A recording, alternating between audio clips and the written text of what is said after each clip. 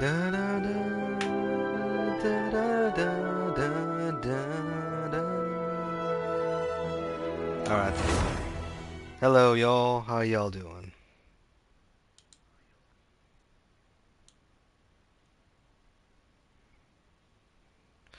We'll do it live!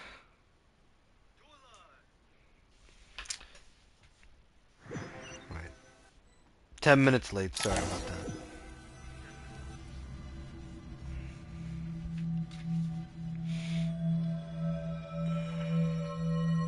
Is this my heart?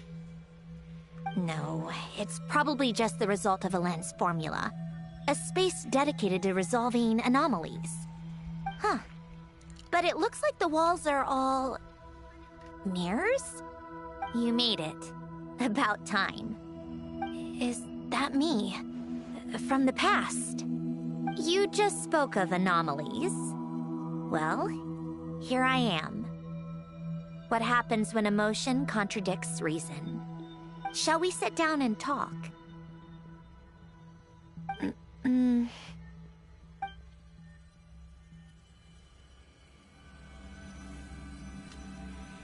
Alright. I was about to say, damn it, do I have to go through this dialogue again?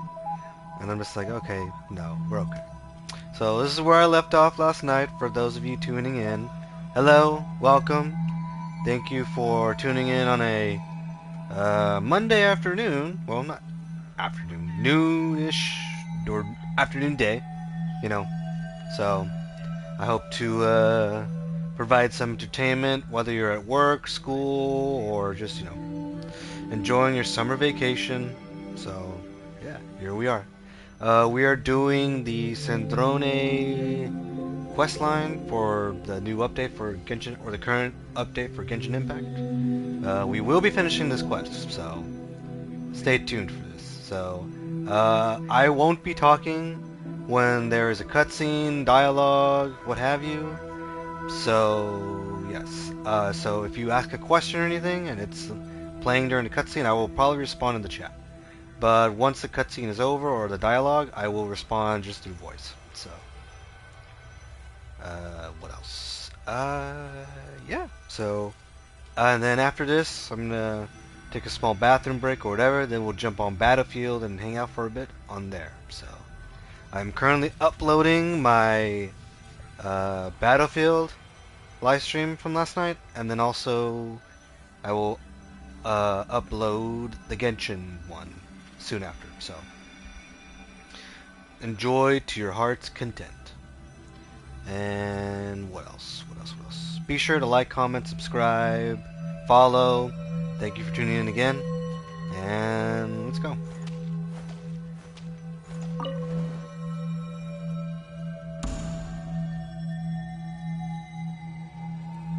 That should do it. Hello? My name is Alain Guillotin. Can you hear me? Brings back memories, doesn't it? The time we spent here.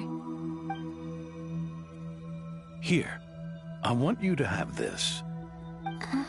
A notebook? You can use it to write things down. I don't need to write things down. I have unlimited memory. Even so, some things are more important than others, right? You can use it to write about the things that matter. So you wish me to carry out a basic priority sorting operation? I suppose you can think of it like that for now. But journaling is also an act of finding oneself. Much like we use wooden stakes to guide a plant to grow in a certain manner, what we choose to write down gives the soul much-needed direction. In the act of choosing what to forget and what to hold on to, we decide what kind of person we want to become. I don't understand. Like I said earlier, I don't need something like this. This is where we were born. Where our life began. Mornings of tending to the garden. Afternoons spent cleaning, reading, or studying. Evenings of cozying up by the fire, listening to Alain share stories about his past. Alain. What is it? What are you drinking? Oh, this? It's coffee. It, makes me more productive. I want to try it. Oh, okay. Here.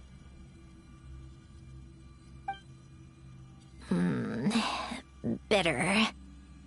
Speaking of, why did you design me with senses? Taste, smell, touch. Well, I'm not quite sure. It just felt like the right thing to do. I suppose I hoped you might have a life of your own one day, and that you deserve to experience all life has to offer. Oh. Still bitter. But the smell is nice. I thought those peaceful days would go on forever. You know that's not possible. Maybe. But how was I supposed to know the end was just around the corner? That was just bad luck. Was it? Well, it certainly became a pattern, now didn't it?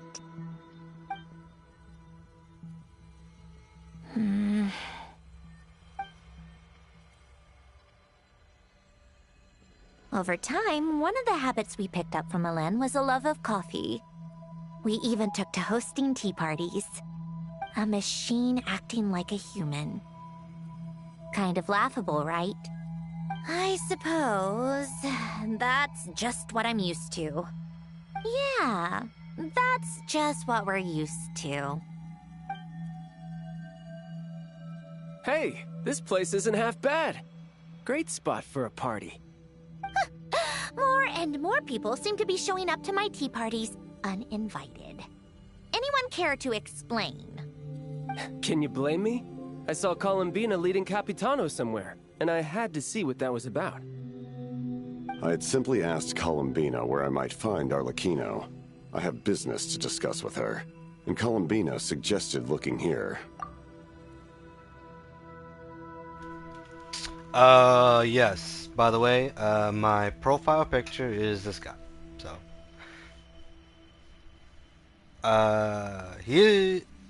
Capitano. He is the knight of Conure. So I was just like, I love the aesthetic. I love the dark mask and his design. So I was just like, oh,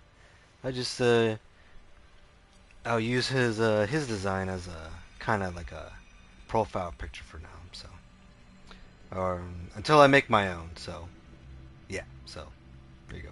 Tartaglia and I were unaware that this was a private gathering. Apologies for the intrusion. It won't be for long. Whatever. Just add it to the list of annoying things that have happened today. What's one more? Since you're here, you might as well stay for a cup of tea. See? Told you she wouldn't mind. Much obliged, Sandrone. Well, look who we have here. Good thing I brought extra desserts. This has turned into quite the occasion. Capitano, I was just about to go find you. Pardon the intrusion. Rest assured, I won't sully your gathering with talk of work. We can have our discussion later. Spoken like a true gentleman. A certain unmannered 11th seat could learn a thing or two. You know, you really should start being nicer to me, Rosaline. Or I might just snatch that 8th seat right out from under you.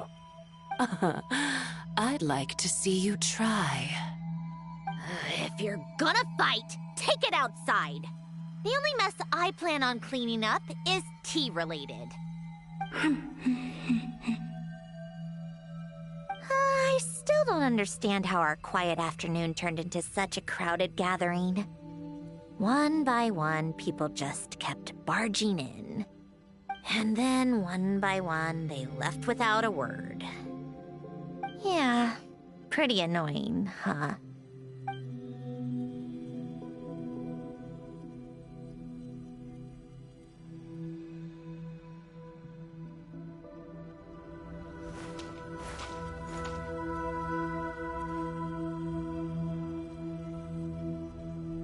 Of all my days with the Fatui, the times I spent with you, Arlecchino, and Rosaline, they were my favorite. Goodbye, Sandrone.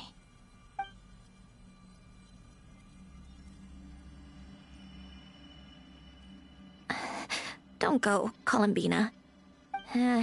We should have just said that. Why didn't we? If we had, would the story have had a different ending? She couldn't stay. There was no future for her here. She would have just faded away. You're right. I suppose that's why you call me an anomaly. Every time you make a decision, there's a voice inside your heart. My voice, asking to contradict all logic and reason. Why didn't we make her stay? Is it worse to fight for something just to lose it? Or not to have fought at all? Don't you find it unfair? One by one, we keep losing the things we care about the most. But in the end, whether I want to fight for something or cry over all we've lost, you just push it down and pretend not to hear.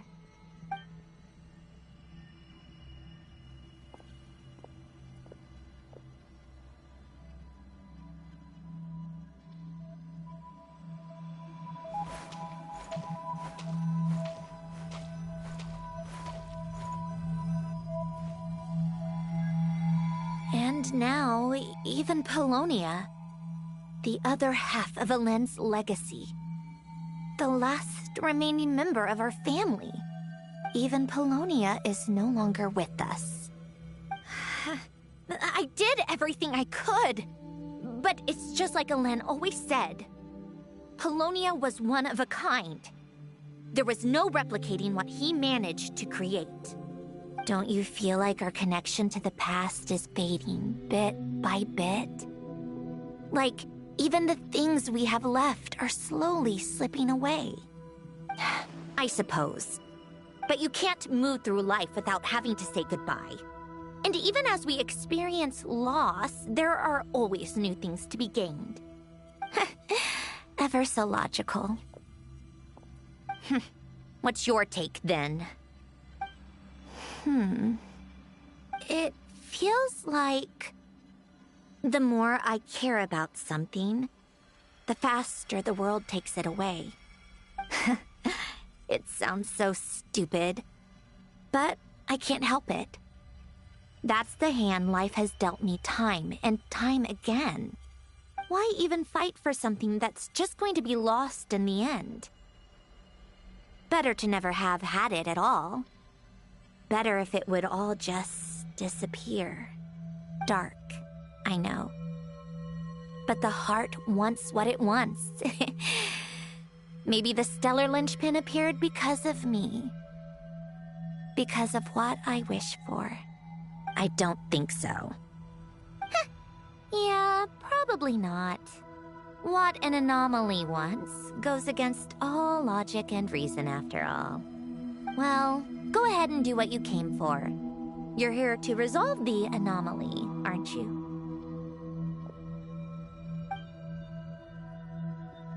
Yes. What's it gonna be? Keeping me imprisoned here like before? Or eliminating me entirely? Like debugging a code?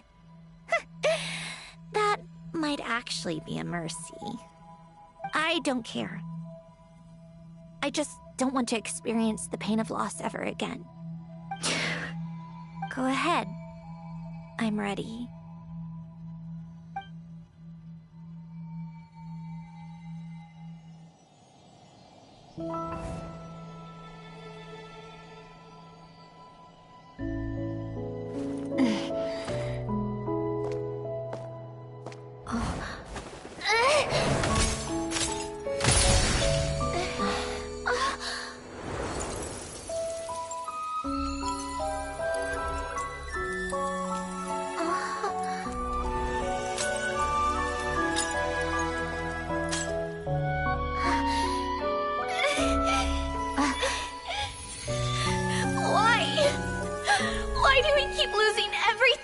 care about!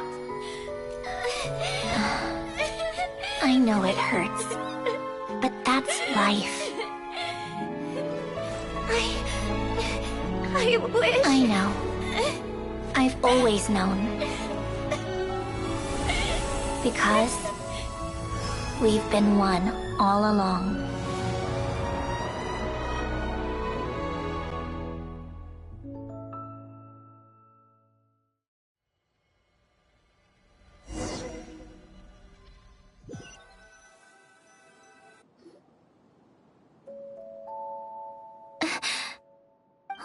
Sandrone?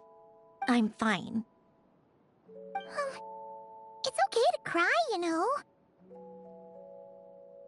Cry? You've gotta be kidding me. Save the comforting for someone who needs it, Paimon. The emotional side of my core algorithm.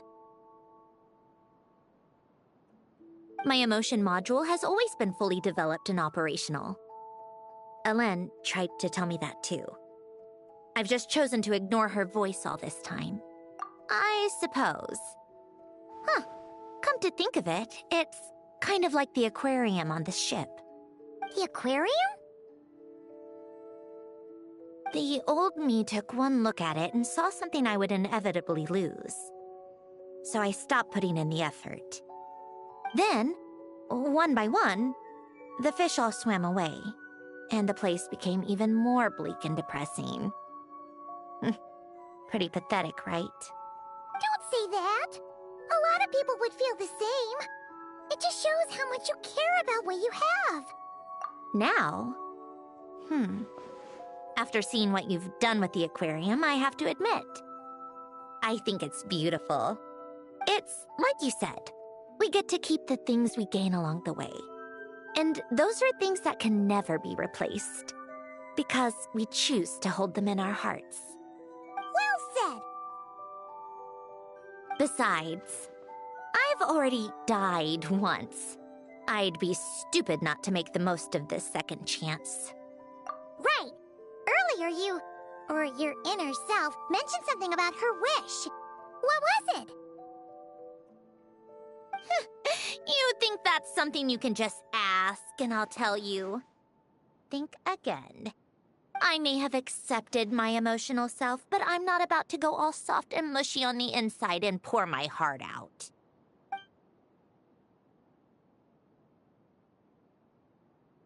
That said, taking a step in the right direction couldn't hurt. Starting with cleaning some old aquarium tanks of my own. Huh? Metaphorically speaking, I mean. Come on, let's head back to the ship. I need to talk to that shaman.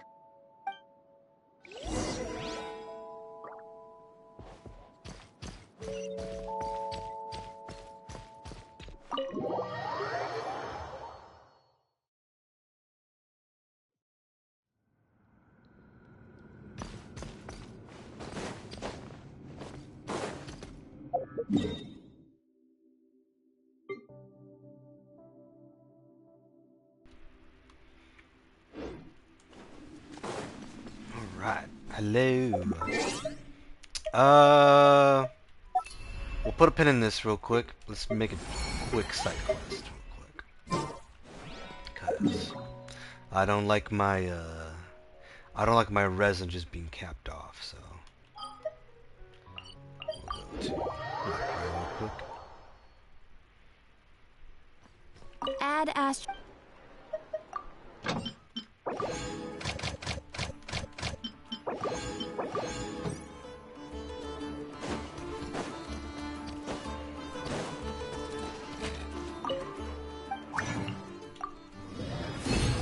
There we go.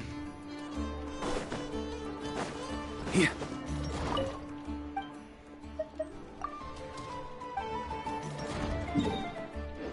For later.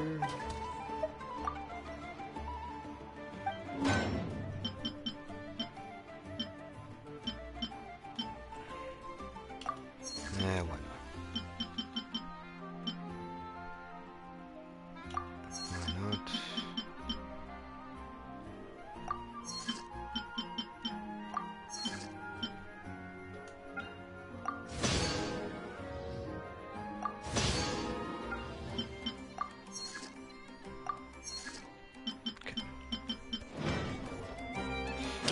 that On me. is waiting to be done. Huh? Here. On me.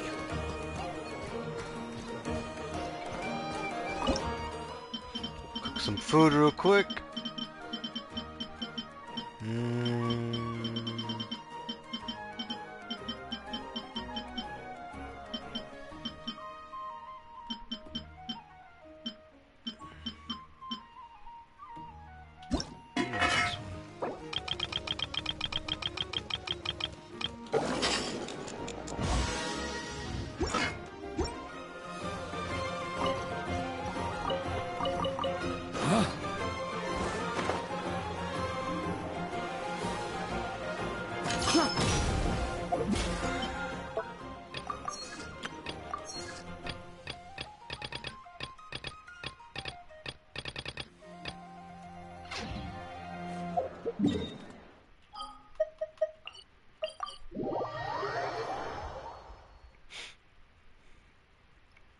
Since we're gonna be locked into quests, might as well just take care of this little miscellaneous stuff real quick, so that way, as I'm doing stuff in the game, it all grows or accumulates and what have you. So.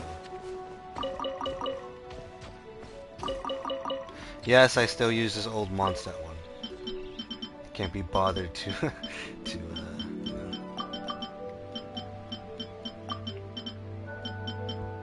do much else.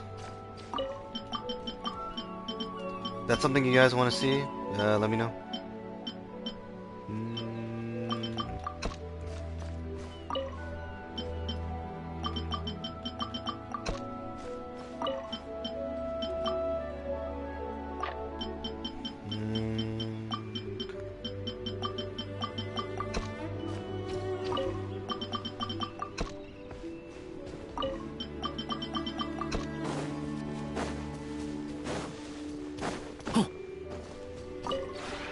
This realm...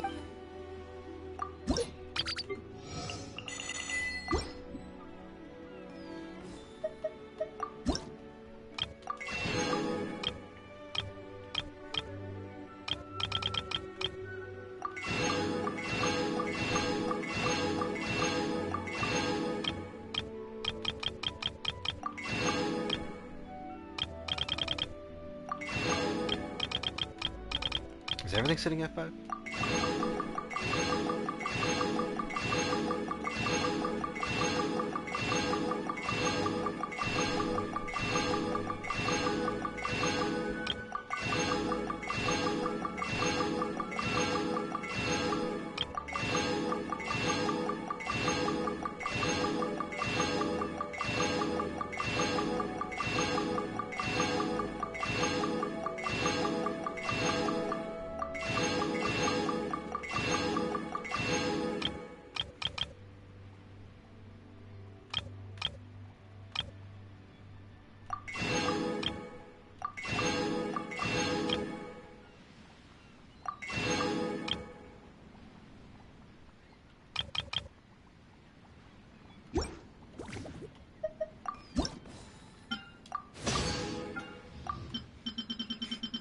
On this furniture creation thing, I'm just going down, or I'm going up the list.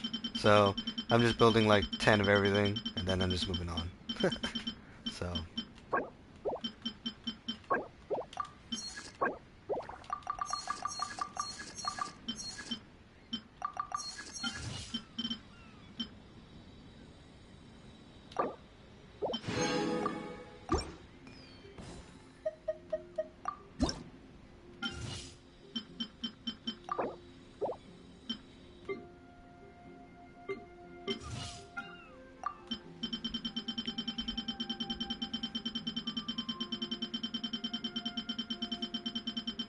Feeling good. Had my coffee, had lunch, and drinking some Coke right now. So it was nice to sleep into it too. So.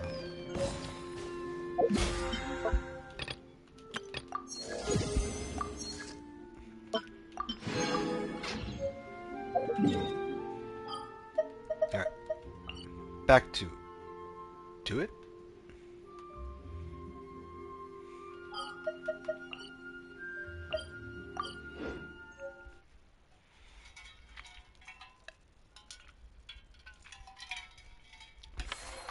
All right. Simple and clean.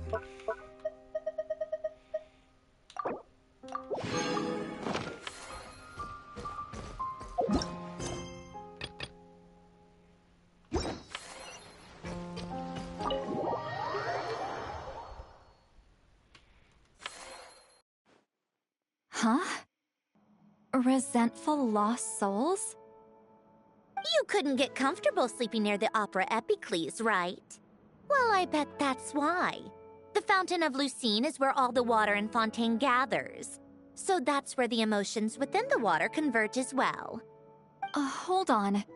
If it's souls we're dealing with, feeling uncomfortable should have been just the beginning. I should have been able to hear their voices or something. And under normal circumstances, I'm sure someone of your talents would have.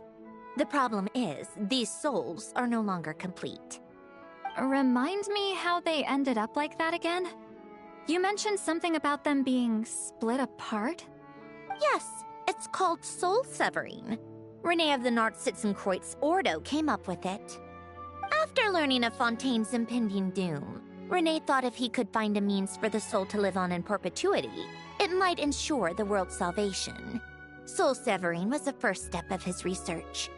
Unfortunately, his theory of the four orthants was imperfect at the time, and a failure along the way caused his physical form to dissipate. Jakob, another member of the Nartsitzenkreuz Ordo, sought to carry on Renee's legacy and restore his physical form. He even used some of the people who stood in his way as test subjects for his research. By severing their souls? Yes. After Renee successfully awakened, the two continued their research, and all the severed souls ended up merging into Renee's consciousness. After you saved Fontaine by turning Fontainians into true humans, these souls returned to the ley lines. But the souls severed before Renee awakened had nowhere to go, doomed to forever wander the waters of Fontaine as listless spirits. Almost as if they exist outside the bounds of this world. Unrecognized by the ley lines or fate. No wonder I couldn't sense them.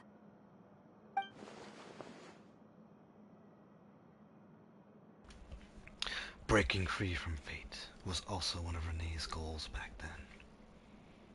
I'm practicing my read-along for all Not of you. only that, but over time, they began to fuse with other entities. Their inner resentment lured in all sorts of evil beings, which corrupted and defiled them into nothing more than accumulations of filth. But the full transformation must have been recent. Otherwise, the Udex surely would have noticed. Wait, no, he must know already. That would explain the underwater Melazine patrols. No wonder I kept running into officers from the Mara Chaussee Phantom earlier. In that case, let's go find Nervalette and we can sort it out together. No, not just yet. Why not? For one, the diplomatic castle alone would be a nightmare. Even though I haven't reported back to Snezhnaya yet, I'm not planning to leave the Fatui anytime soon. Besides, with me here, success is a done deal. Involving other people would just complicate things. All I need is for Miss Lolly to help pinpoint the location of this monstrosity. Think you can do it? With my eyes closed. This is what I do. I'm a lot better at it than manning a desk, at least. But, how exactly do you plan on resolving this soul stuff? Even to me, there's no obvious answer. Seems pretty complicated, all things considered. Just trust me. I have the perfect solution. Oh, all right. If you're that confident, we'll follow your lead. Why the sudden interest in helping Fontaine with this, Androne? You never knew Renee and the others, right? No, I didn't. And you're right. This problem has nothing to do with me. I wouldn't get within 10 feet of the Nartsitzenkreuz Ordo or its members. But, in his later years, Elen told me he regretted not helping his best friend when he needed it the most. He also felt sorry towards Marianne, for being too lost in his mechanical research to look after her properly. If he were still with us, I think he'd do the same. He might have a few choice words to say about it, but even after everything, he wouldn't leave his friend's mess for someone else to clean up. Friends shouldn't hold grudges or leave behind regrets. Fixing what happened between him and Renee was one of his greatest wishes. All I'm doing is fulfilling it in his stead. You know, you really do seem a little different now. You mean everything that just happened wasn't for nothing? Why, thank you for pointing out the obvious, Paimon. Just washing off the grime of the past. Turns out, a lot can build up after being ignored for so long. What's this about aquarium tanks all of a sudden? They go off on some grand adventure and what? Now they have their own private code? Stupid. All right then, Lolly. Tracking this thing down is up to you. Huh? Oh, right. No problem. You get this, Granny Eatsley! You, come with me to Hotel de Boer for a drink. Right now. Why? Because I said so. Miss Guillotin, I'll report back on the location tomorrow morning. Just need a drink or two first to bolster me up. Well, don't let me keep you. All right, you. Time to go. I've got scores that need settling. Huh?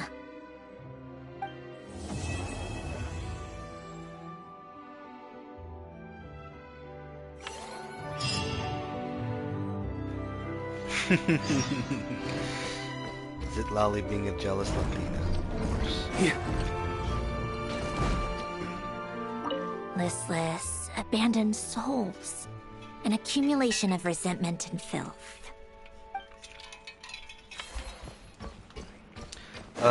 For those of you watching new to Genshin, On me.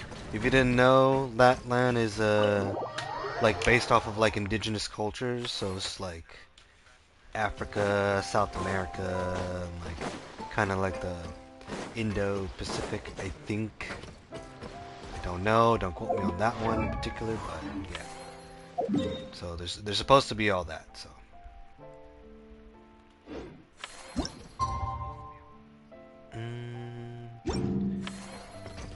Wait till the next day. Let's see. A new room is opened.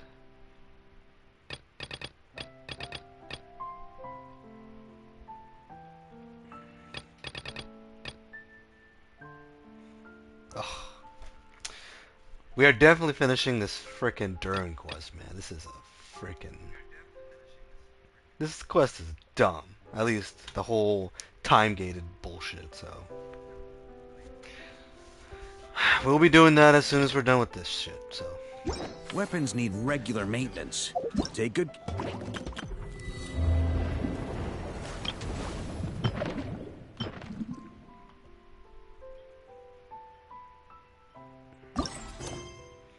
care of them, and they'll take care of you when it matters most.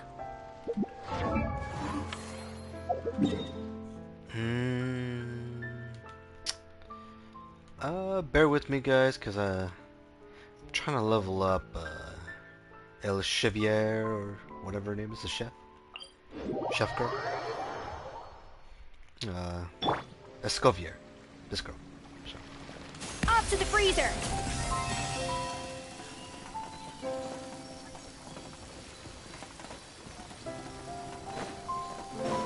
I forgot how she plays.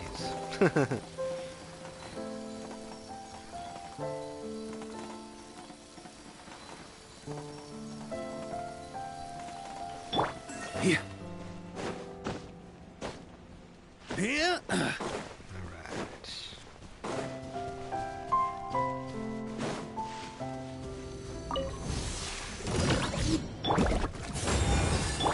little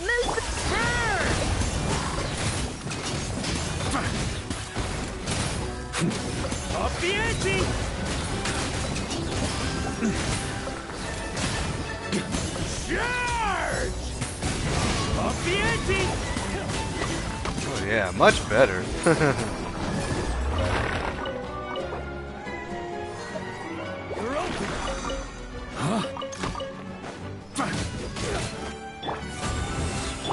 Up to the freezer!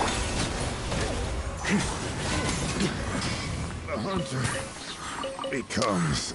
So for a while I've been using the Albedo, Barca, who else? Yoimiya, and then someone else, Kokomi I think, for the Barca team. But much better. The damage is much better. Damn, how much more? About 2 more. On me. Huh?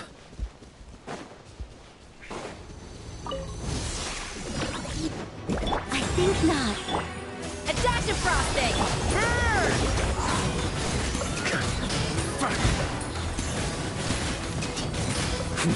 Yeah. Up the ante! Thunder!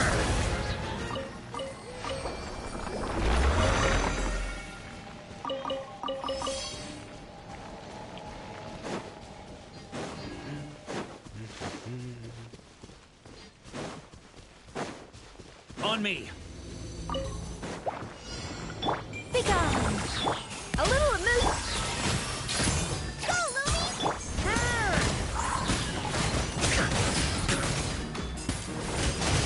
Thunder! Thunder!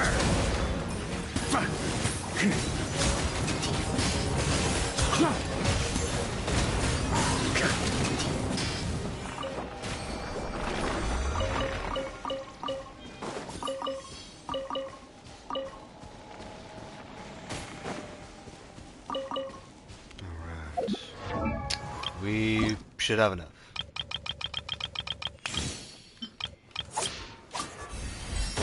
Alright.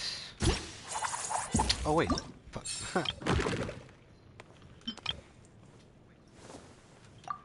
Oh. Oh, that's not even making a scratch. Fucking A. Huh?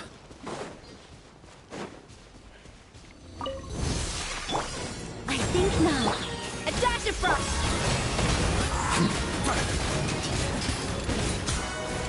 Up the ante!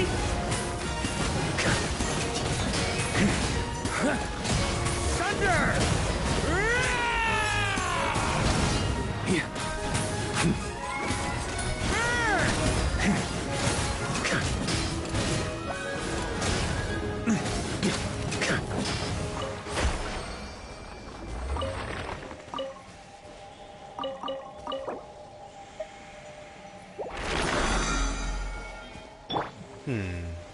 A burst of flavor!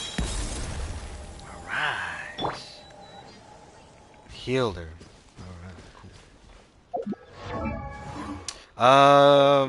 For the most part, my Genshin streams, I don't like not having a healer on the team, so there's always a healer on the team. Huh?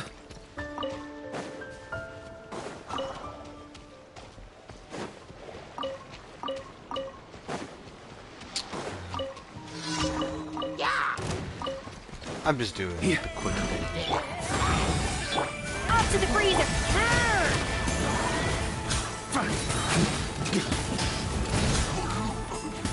Thunder!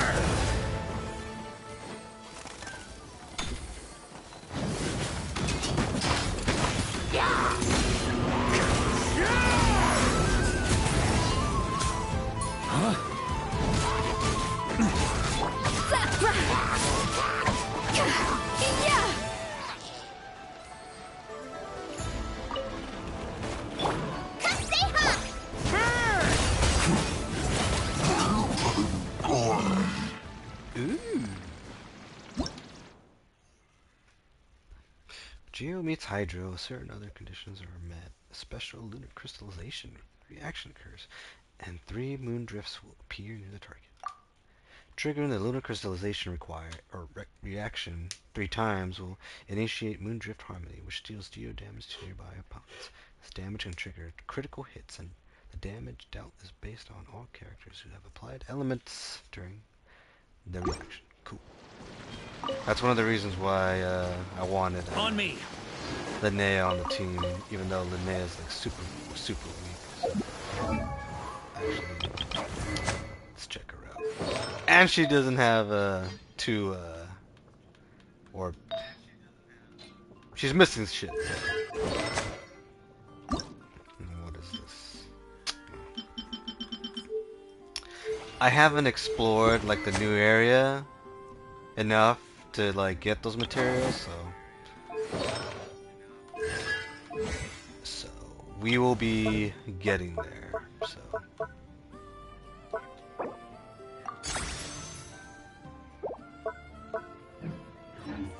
alright, anyway,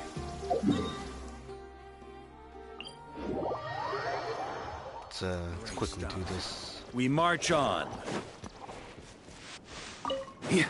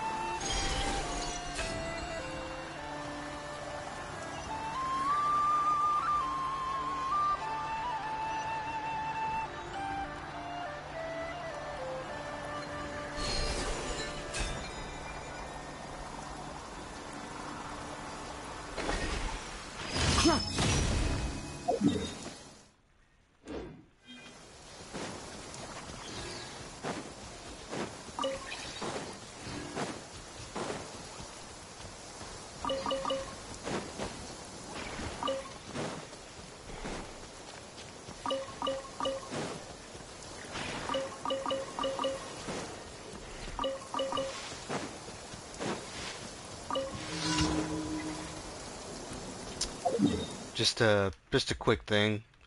Nodcry is inspired by like the British Isles or the UK or you know whatever you call it. So I can explore this area. Oh, okay. I will get there right now.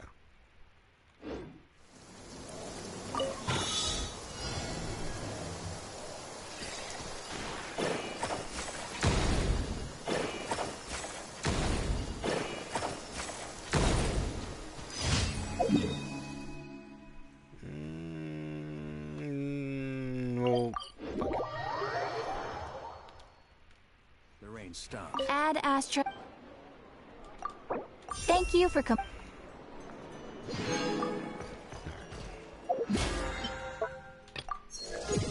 Yay! We maxed out the season pass. Hooray! Actually.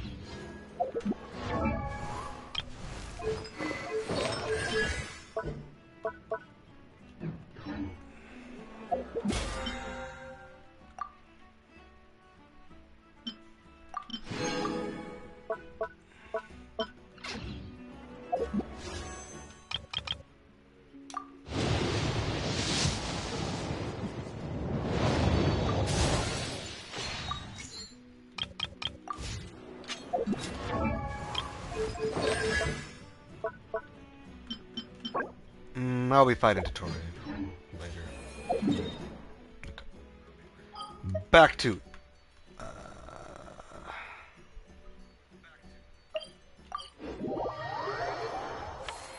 Alright, now.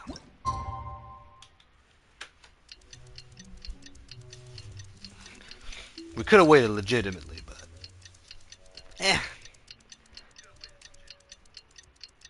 we did it halfway. Time to meet up with Sandrone! Wonder if St. Lolly was able to pinpoint the location. St. Lolly sure drank a lot last night, huh? Wonder if she's even awake. Good morning. Ah! Columbina! Oh, you sure know how to make an entrance. What are you doing here? We just finished filming a last-minute scene, so I came up to get some fresh air. The others are still down below discussing what the final scene should be. You mean, how it should end? Yes, they're torn between whether the heroine should reunite with her old friend or not. Ah, because the whole point is that she came to her friend's homeland to search for her, right? Oh, Paimon almost forgot the plot! Yes. Director Farina and Miss Chiori think a tragic ending where the two never meet would be more poignant. But Director Xavier thinks having the two reunite would make for a more touching and heartwarming ending. Me? I'm not sure. On a personal level, of course I want to see her again. Of course I want to experience that moment where we reunite. Even if it's just for the cameras. But that means an actor would have to take her place. And that makes me feel... Oh. Huh? Yeah, don't look so worried. Making a film is supposed to be fun. But besides, it's all gonna work out. You can trust Paimon on that. Work out? How? Well, you know. Yep, exactly. Okay, I trust you. I'll just focus on having fun for now. Well, well, look who we have here. Traveler and Paimon. Oh, the lighting specialist and clapper loader that never were. Yeah. We kinda went AWOL, didn't we? Sorry about that. Seriously, don't worry about it. Everything's going smoothly on our end, so just do what you need to do. You seem to be in better spirits now, Miss Columbina. I apologize if our earlier discussion put you on the spot. It's okay, I'm fine now. The Traveler and Paimon talked me through it. So, what are your thoughts on the ending then? Should we have them reunite, or not? We should tie everything up in bows. Huh?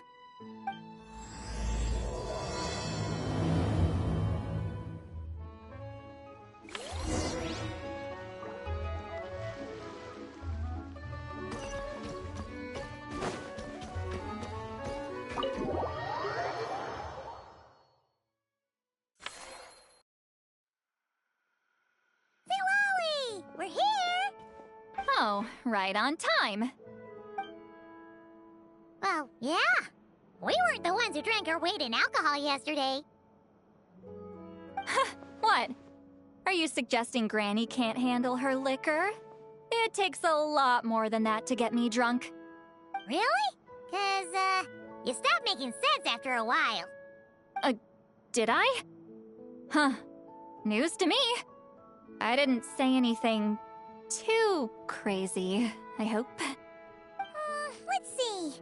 You spent half an hour bad-mouthing Auroron, half an hour complaining about work, an hour talking about light novels, and, Paimon kind of fell asleep after that.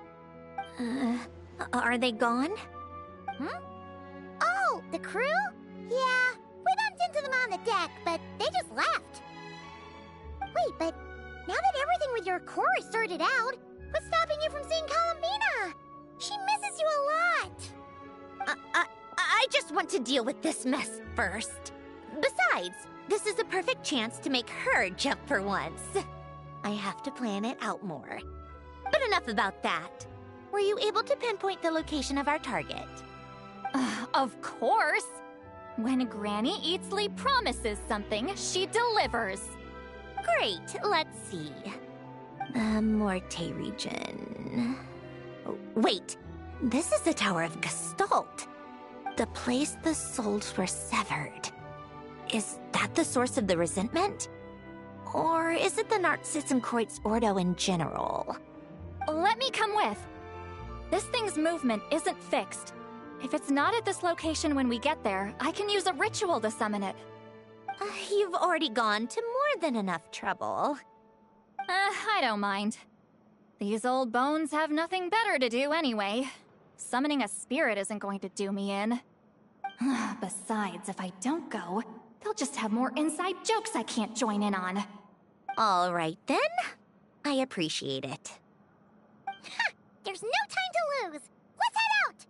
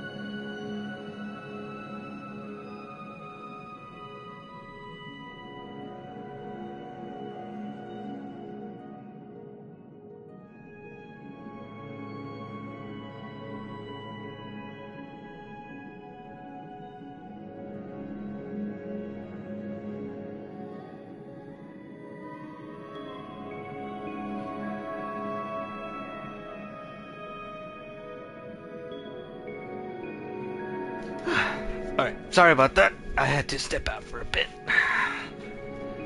Had to let my dog out. Okay. Get started.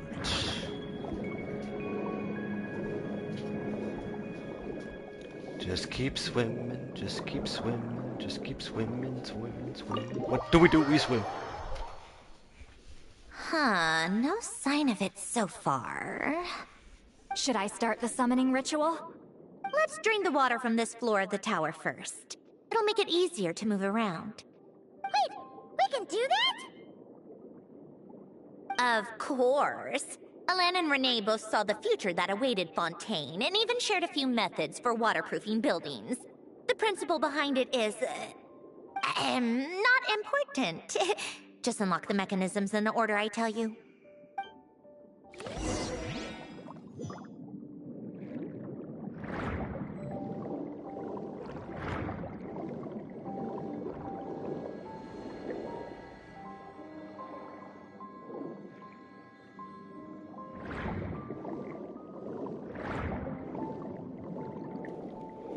Damn it.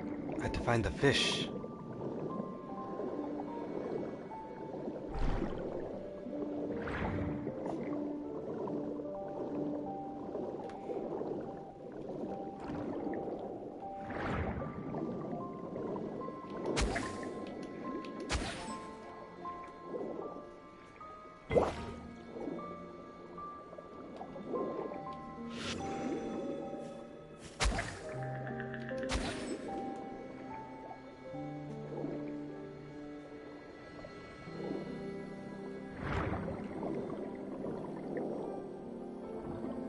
Oh, huh.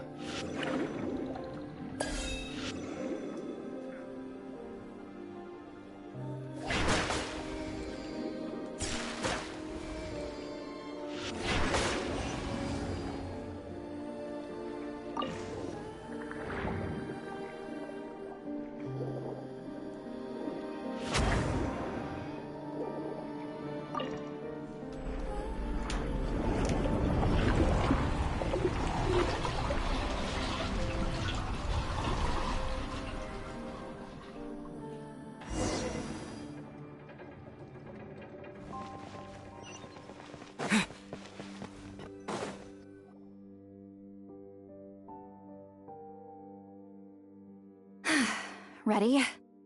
Yeah. When this thing appears, I'll try talking to the souls inside.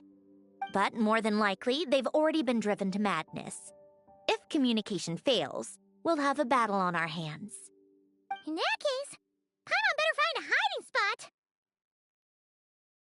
If a fight does break out, I should be the one to deliver the final blow. Trust me on that. Understood. All right, I need quiet. Wandering spirits drifting along the tides. Hear me now. Broken souls, silenced, torn apart, and forsaken. Follow the traces of the past and return to us. Let resentment recognize resentment. Let vile entities be drawn together. And in this place, take form once more.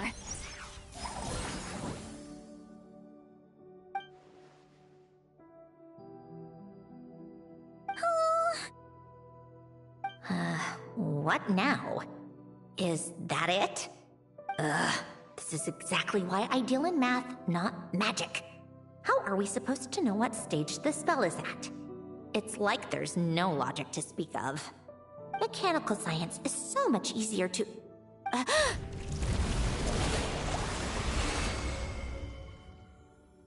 Watch out!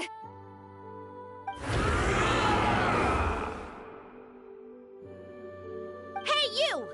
Or whoever's inside of you. I need you to listen to me. I'm a descendant of Fontaine's Lord Artificer, Hélène Guillotin. I can make you whole again and return you to the ley lines. You just need to work with me here.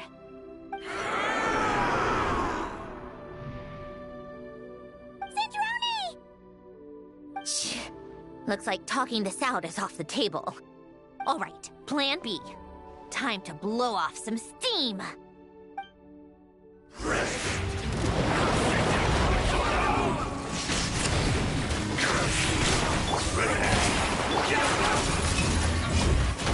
You're pushing out the wrong person! I didn't even know them!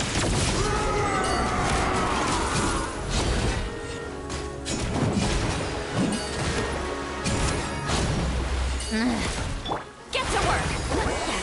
Suffer the wrath of me! Lightning flash!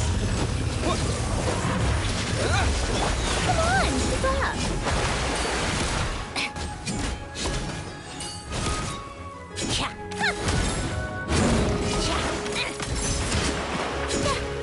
Show no mercy! Take this! Thunderclap!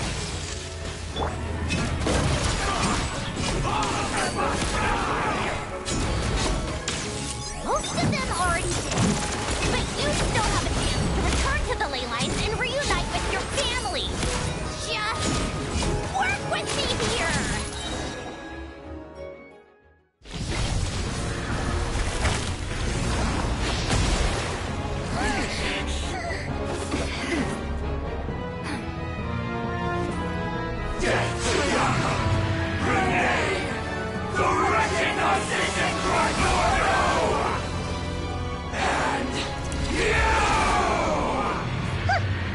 I told you I'm not like them.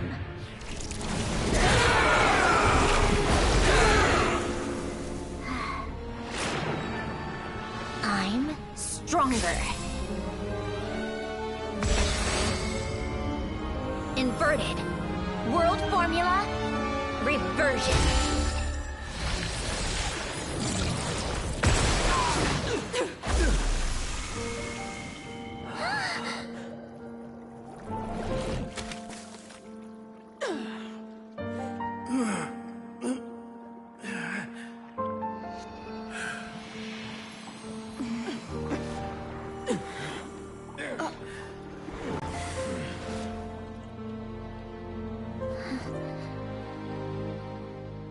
Be at peace among the tides. Lost souls.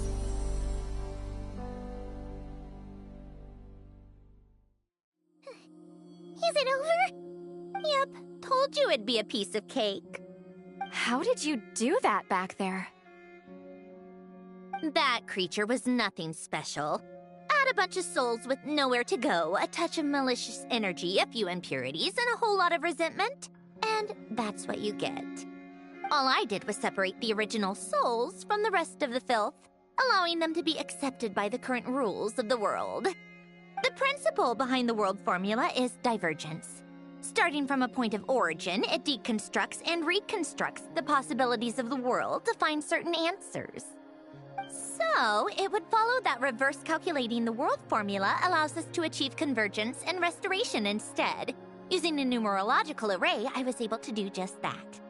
It's similar to the concept of homological reduction in mathematics. I reduced them to the basic fundamental essence of their being without changing their underlying nature. That meant... never mind. Judging by all the blank stares, I'm guessing you don't actually care. I think I finally understand how Outlanders feel when I ramble on about shaman stuff. Point is, it was super impressive! You really are amazing, Sandrone! You're just realizing that now?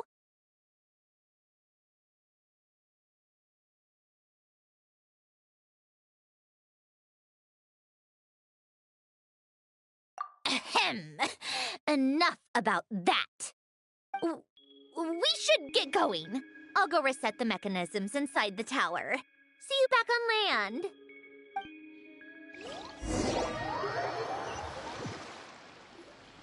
Well, that's one old mess for the books. Glad to have that over and done with. Feels nice to do a good deed every once in a while. You helped everyone out a bunch and not cry, too. Kinda seems like you're just a good person at heart. I wouldn't be so sure. I'll be heading back to the Fatui soon enough. You two are too trusting sometimes. Fine. Just don't say I didn't warn you when it comes back to bite you. Well, where to next? Back to the ship? Yeah! Your personal business, the Narcitsan thing, it's all resolved. That means you can see the people that need seeing now, right, Sandrone? Everyone's gonna be so happy you're back! You wouldn't catch me dead admitting to this before, but... yeah, I really have missed everyone. Columbina's a special case, though. This time, I'm definitely getting her back for all her annoying antics over the years.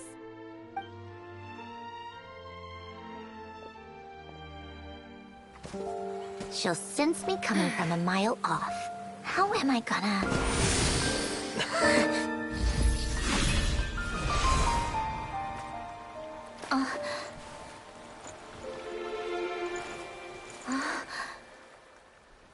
Sandrone? Is it really you? You're back? You didn't tell me. You avoided me. Why?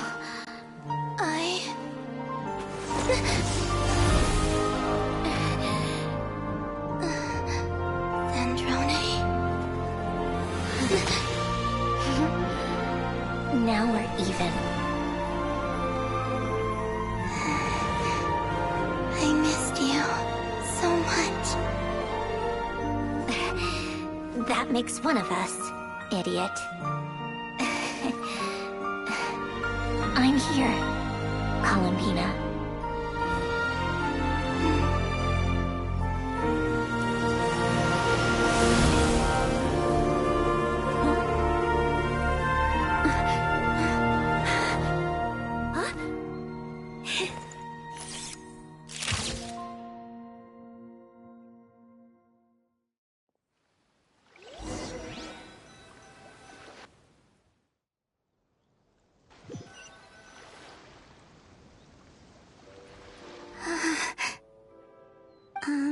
Sandrone.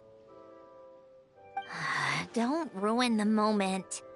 Or I'll start thinking about how you teleported me to a random location after I explicitly told you to stop doing that. And scene! Bravo! Bravo! We got it! This is exactly the ending I was hoping for. Huh? Where did you just go, Miss Columbina? You vanished, and then the next second you were back hugging this, new friend here. That was all on camera? Yeah. Well, the camera was already rolling and it happened so fast, so... yeah. Hold on. This must be... Yep, my best friend. The one I was looking for. I never thought I'd actually get to see her again. I'm just...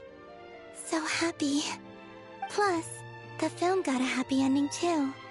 It's all thanks to you, Sandrone. Sandrone?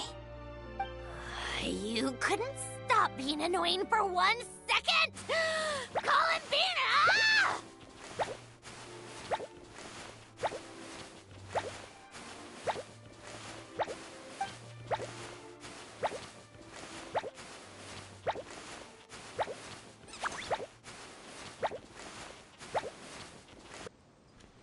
That's all, folks. Tune in next time.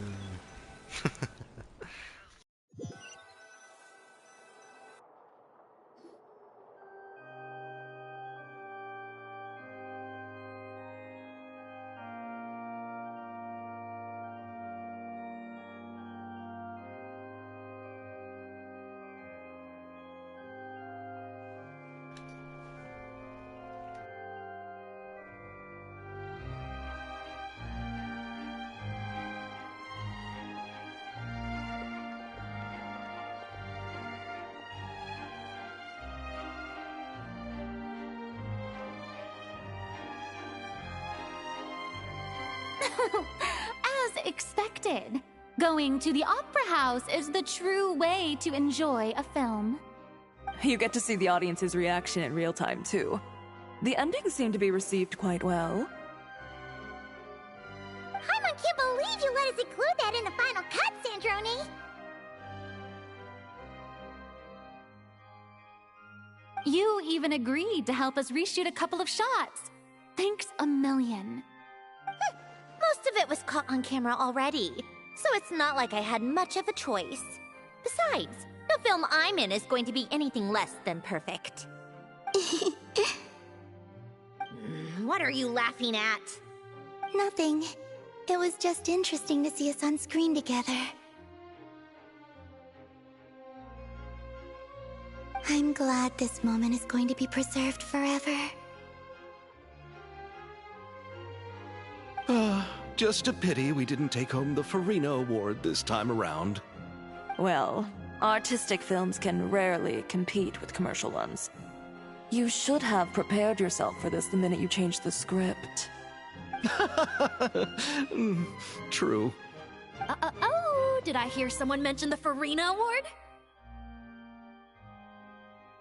Come on, don't gloat! I won't. Our crew winning the Farina Award was a team effort after all. Costume design, script adaptation. Ooh, and the practical effects were so realistic. The flames and explosions even made me jump while we were filming. A lot of the effects were based on actual items the Special Patrol confiscated from criminals. Who knew they'd serve another purpose, right? But it turned out amazing! Really brought the thrilling scenes from the novel to life. Fontaine's film industry is seriously impressive. Which film did you vote for, Silali? Isn't it obvious? Great Detective Hurlock, of course! That's the whole reason I'm here! You all should be proud, though. A lot of critics are saying really good things about your film, too. Longing and loss? Searching for something even after it's gone? It's a film that makes you think about life, and how important it is to explore those themes. Well, that is what the art of storytelling is for. Watching a film with friends is so much fun! There's so much to talk about! Ooh, let's throw a celebration later then! We're all old friends! Oh, we could find a place and chat to our heart's content! How about the Winglet? That's perfect! Friends and family are more than welcome too. So if you want to bring people, don't be shy. You all can head over first and make yourselves at home. I'll bring over some refreshments in a bit. I just have one more stop to make first. Can I come?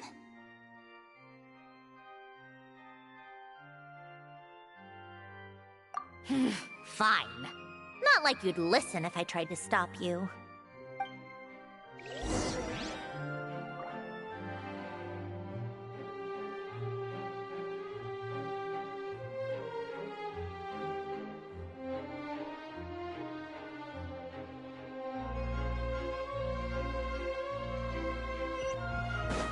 On me.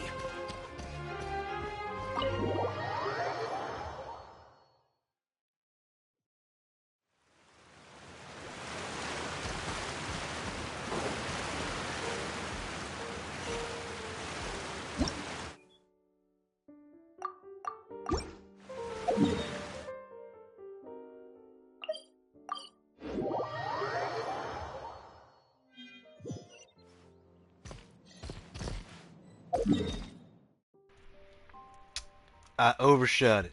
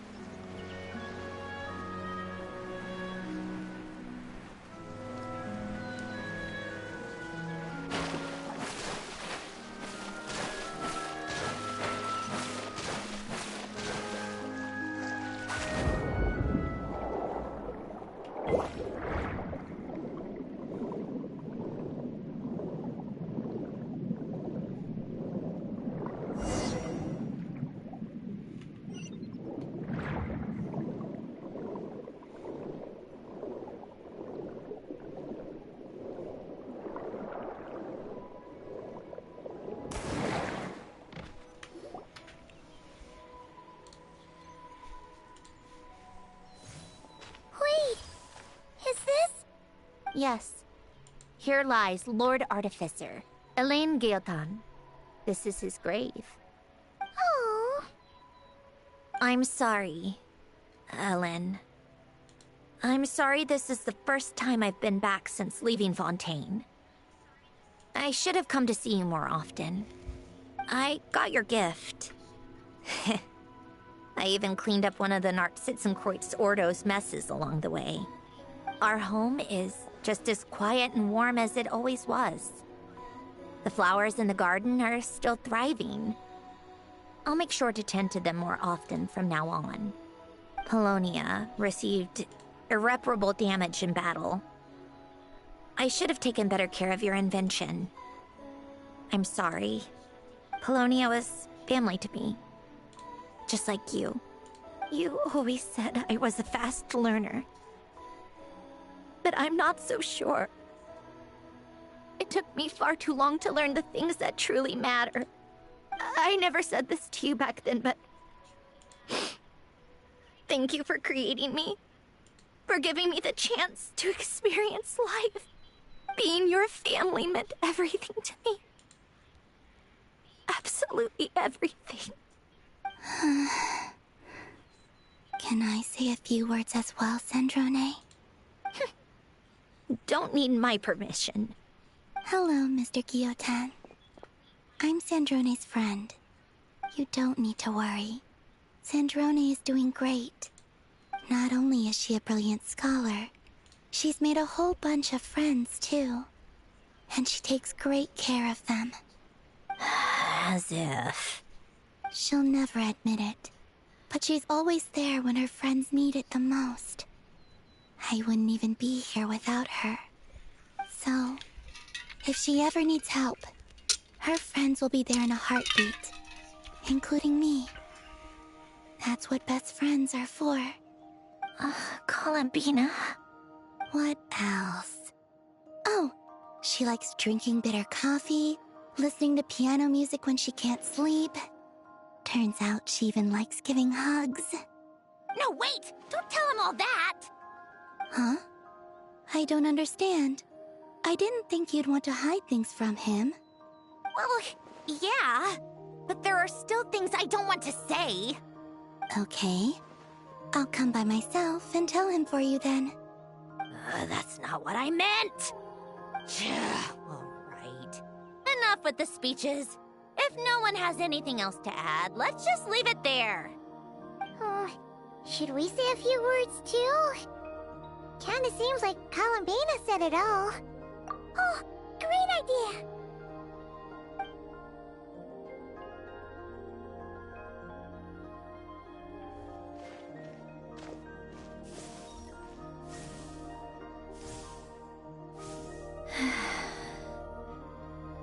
Goodbye, Ellen.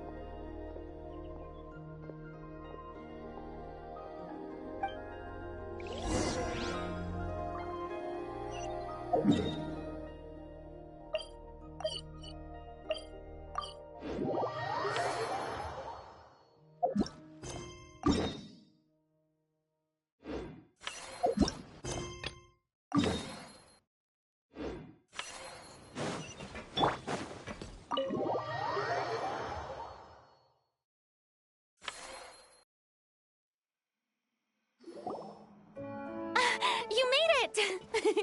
The party's already started. Oh, but, you didn't bring anyone else along? I thought you headed out to invite some friends. We did invite a friend, actually. She'll be here soon. She's even bringing some desserts to have over tea. You should join us later, Miss Farina. I do love a tea party. Then don't mind if I do. This seems like a fun occasion. Let's go talk with everyone. Good idea! We'll introduce you to all our old friends.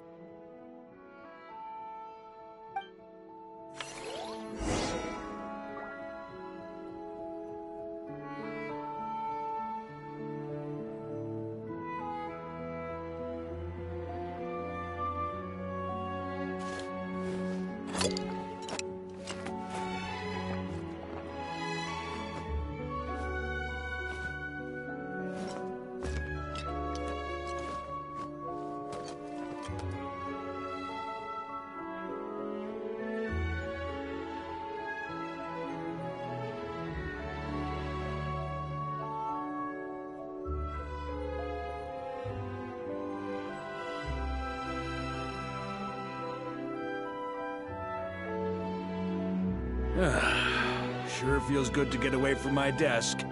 Now, where's a good spot for a nap?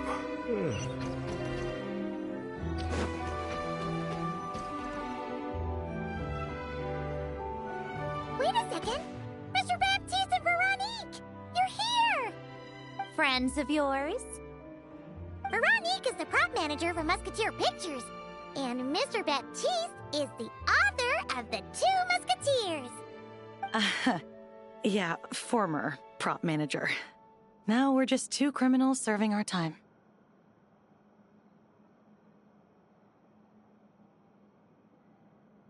Thanks to Duke Risley and Nurse Sijwin looking out for us. Not too bad, actually. You make it sound like I'm giving you special treatment. I just think the method of justice you chose to pursue is one people can respect. You are far too modest, Your Grace. The only reason we were even able to come to the surface for the festival is because you fought for it. It's also just good for the physical and mental health of the prisoners in general.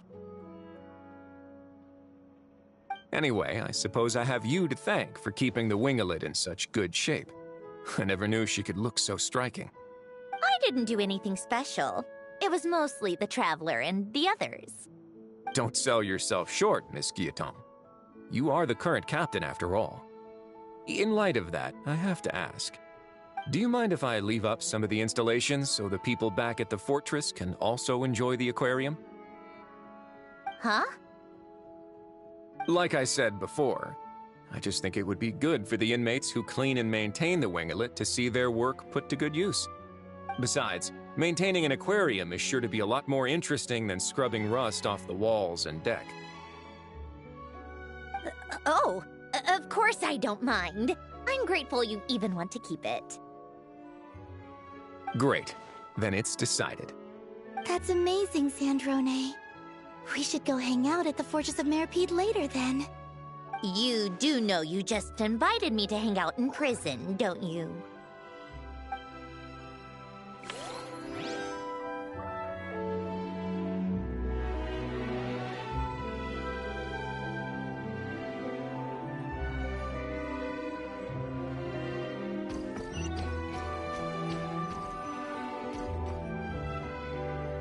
Granny, it's Lee. You're really not going to let us borrow these cute little stuffed toys for our magic show? First of all, Seat Lalin and Eats Papa are Chi-Chi meal. They have inauspicious stars sealed within them, and they're my helpers, not toys. But the Grin Malkin Cat and Boggle Cat box are Linny and Lynette's helpers. And they still make good partners on stage. Agreed. We've never had a Chi-Chi meal pop out of our hats before. It would be quite the surprise. I think the audience would love it. If this was the Masters of the Night Wind, these kids wouldn't have even had the guts to say my name, let alone pester me like this. I'm terrible at dealing with requests like this. Oh, Traveler, quick, save me! You think you're so funny. Lady Sandrone. Lady Columbina. Hello.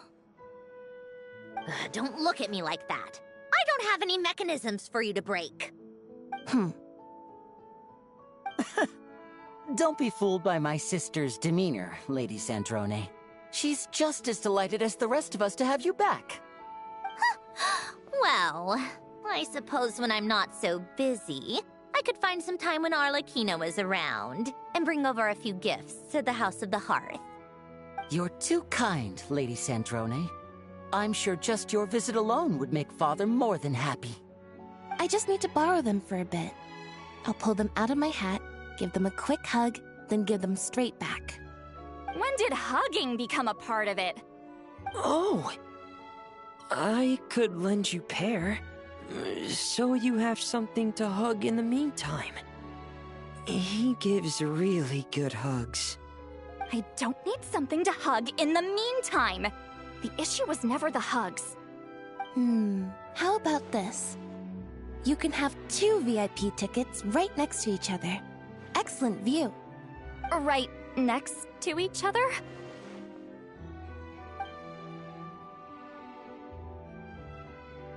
Yep, super quiet. No one will bother you. I'm sure you'll have a great time. Fine.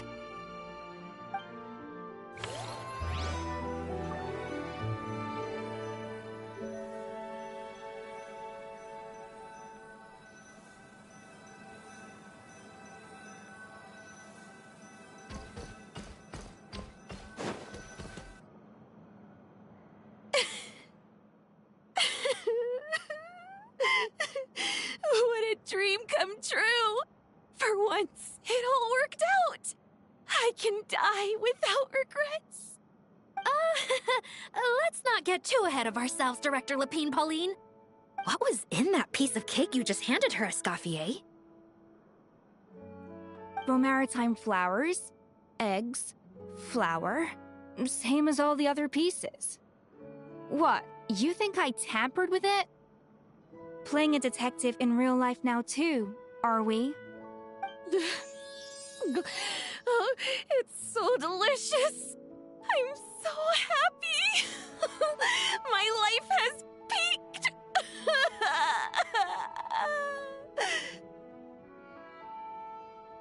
Miss Lapine Pauline, look who I brought! Master! Wait, what happened to your face? Why are you crying? Never mind my face. Here, let me introduce you. This is Miss Charlotte and Miss Escoffier. Things are sounding lively over here. Oh, look who it is! Perfect timing. I was so busy with the shoot, I feel like we barely got to talk. And the elusive Miss Guillotin. It's great to see you. Thank you so much for letting us use the boat free of charge. That was so generous of you. Oh, right. Introductions. This is Miss Charlotte and Miss Escoffier. That's kind of you, but I didn't really do anything. If you want to thank someone, it should be the Duke or the people who keep the boat in such good shape. Right. I'll head over in a bit and do just that. Miss Columbina? Yes? Could I interview you sometime? I'll treat you to some gâteau de bord for the trouble. There's only a limited amount available each day. Oh, but it's an absolute must-try when you're in Fontaine. Oh, sure. Bold of you to use my own cake as a bribe right in front of me. You know what? When else are we all going to be together like this? Come on, everyone! Grab your drinks!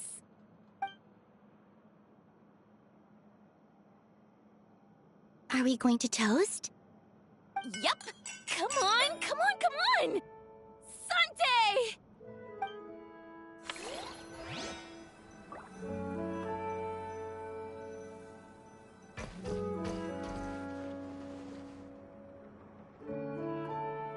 You made it. Sorry for starting the celebrations without you. No worries at all. We're just glad everyone's having such a great time. Oh, right. You've probably seen them around already, but let us introduce you for real. This is... Miss Columbina and Miss Guillotin, right? Oh, we saw the film you were in. It was so touching. Yep.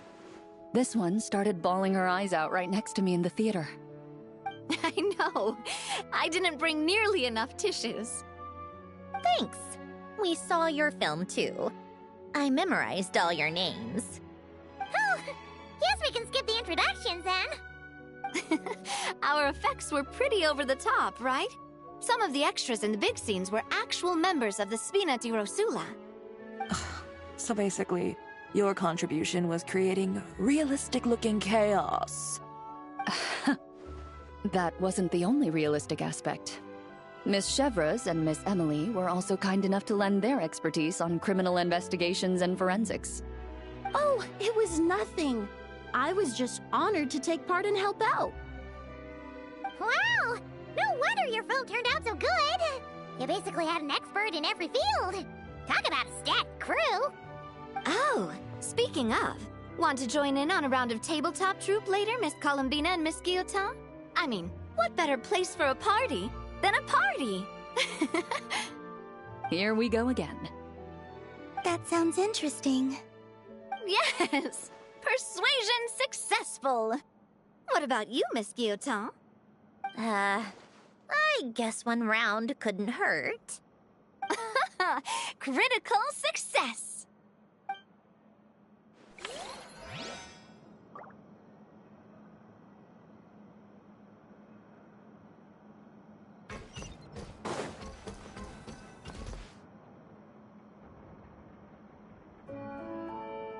Nervalat! You came to the celebration too! Yes. I can only hope my presence does not make anyone ill at ease. Who's this? All right! This is Nervalet, the Eudex of Fontaine. And this is Columbina and Cendrone. Greetings. Hello. These two must be the Fatus and former Fatus related to the recent incident in Nodcry. I read about them in the diplomatic report. The Eudex? Oh, the dragon that cries a lot. Oh, well... Jeez, Columbina. That's your takeaway from all those Fatui meetings? Seriously? Is that truly how I'm portrayed in the Fatui's intelligence? You must put a lot of people in prison then. Well, it would be more accurate to say I pass judgment on their crimes. All trials in Fontaine strive for fairness and justice, so as to avoid imprisoning the innocent. So, only the people who deserve it get sent to prison. Well, deserve is quite a subjective metric, is it not? At the very least, I can promise that in every trial over which I preside, I make every effort to deliver a fair verdict.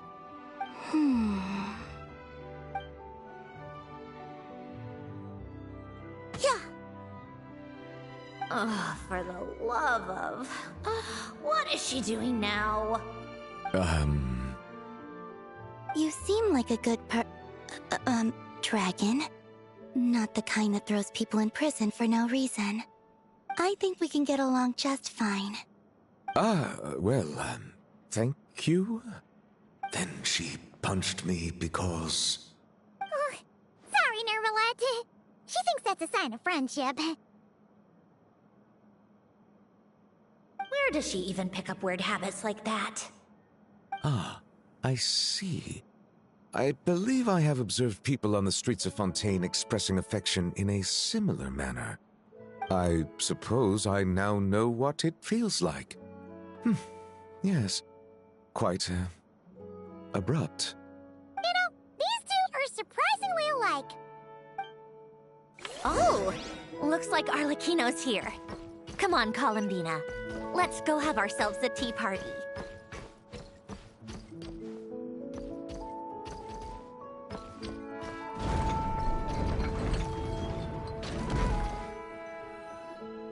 Well, it's been quite some time since the three of us gathered to drink tea like this.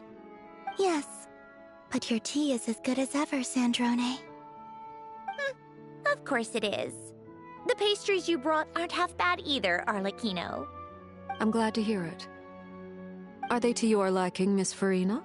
If I remember correctly, this particular cake is your favorite. Yes, thank you. The tea and pastries are absolutely delicious. I can't believe I'm casually sipping tea with 3 harbingers. Or are some of them former harbingers? Who knows? Due to diplomatic reasons at the time, our last tea party was rather tense. Wasn't it, Miss Farina? You have my apologies. But this is simply a casual gathering of close friends. So I do hope you can relax and enjoy yourself. Of course! I appreciate the hospitality, in both cases. Next time, let me be the one to treat all of you. I'm sure we'd all be delighted to have you join us more often. The same goes for you two.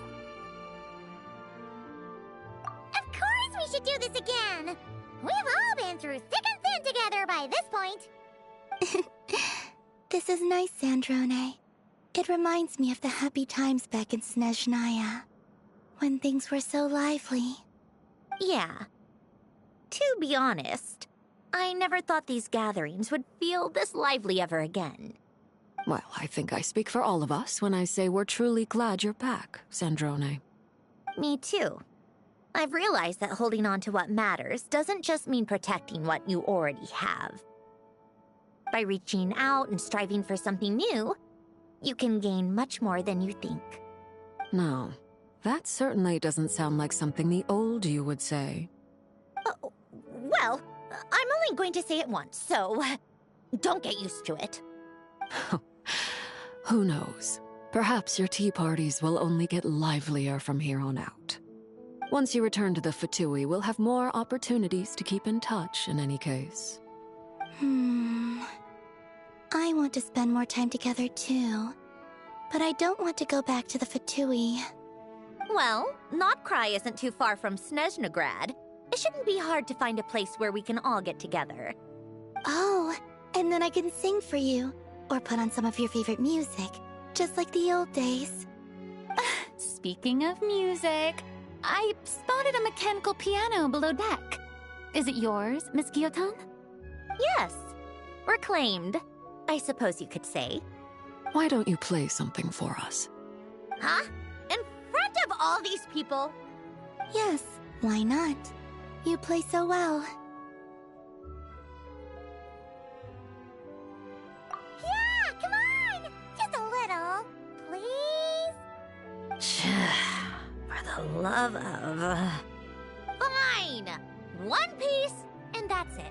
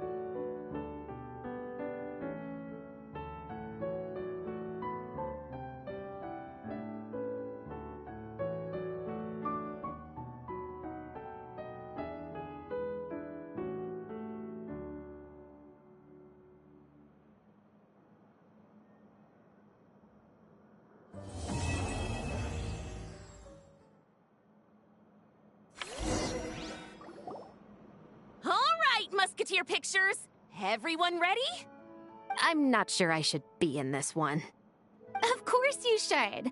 You might have primarily helped out another crew this time, but you're still a member of Musketeer Pictures. All right, thanks.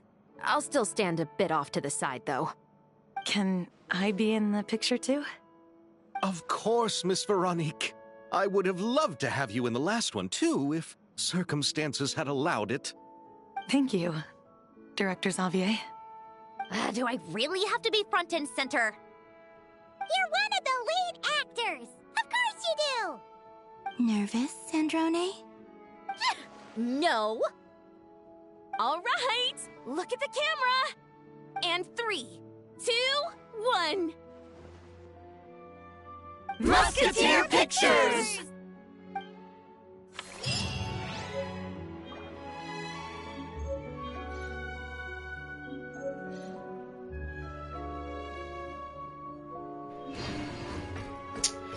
All right, is that it? Oh, how lovely at the end.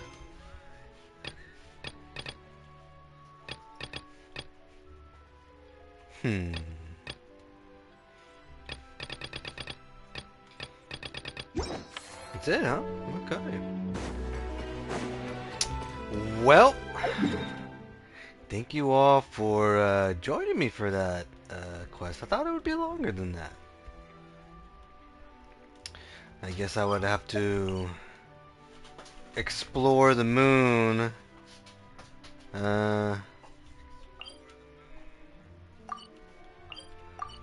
In my own way. Okay.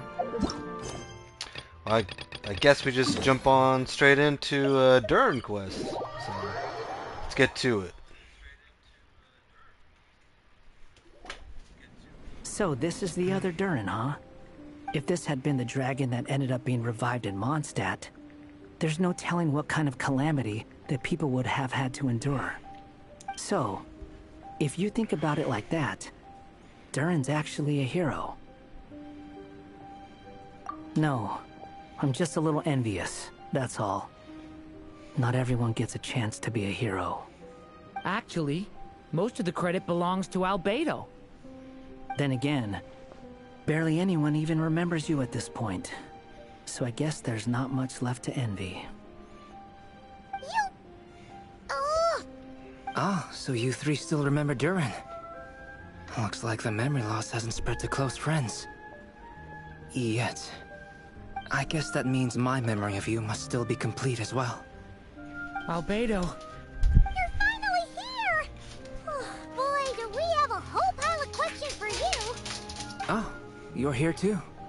I think I've pieced together some of what happened to him. But what's your take on things?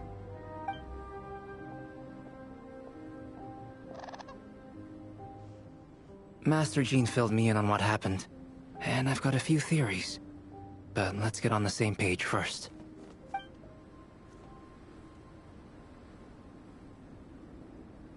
Well, physically, he's doing fine. His body is holding the abyssal power at bay. And there's nothing whatsoever to indicate any risk of collapse. So, from an alchemy point of view, there's nothing wrong with him? The issue isn't so much that the abyssal power within him has gotten out of control. It's that the connection between his will and body is fading. If he ends up losing his conscious will, his body will fall back on its biological instincts. And that's when the abyssal power within it will take over. This book mentioned a witches' gathering. It seems like quite a few of these witches got themselves involved in Durin's case. Which brings me to my theory. Bringing Fairy Tale Durin into this world to replace the Durin on Dragonspine means using one Durin's fate to overwrite the others. But the power of alchemy alone would not be enough to pull off such a feat. It would have required the combined use of Miss Barbeloff's astrology, my teacher's alchemy, and Aunt Alice's magic. After learning of Miss Barbeloff's prophecy, Durin and I finally came up with a way to settle the Dragonspine Durin problem for good. And I took care of the alchemy side of things, which, looking back on it, seems to have been a part of their plan all along. So now, there's only one thing missing. As for the fate theory our friend in the hat just mentioned, I still can't figure out how any kind of magic could possibly influence the fate of Teyvat. But I'm certain that the answer lies within this book. So, the reason Alice had us complete this book was to make that magic possible? A form of magic powerful enough to rewrite fate itself. Well, we've no time to lose. I just need to take a look at the book. The next part of the story most likely relates to me. So the memory that unlocks it must be connected to me too. Huh? The giant tree was home to a broken branch, the shape of its splintered arm aligning perfectly with the branch that had burst forth from the castle walls. Join yourself to that broken bough, for there you may take root at last, and henceforth bask in the sun and rain of the world beyond the castle. But first, fetch the stickiest clay and let it bind the scar of the break. I see.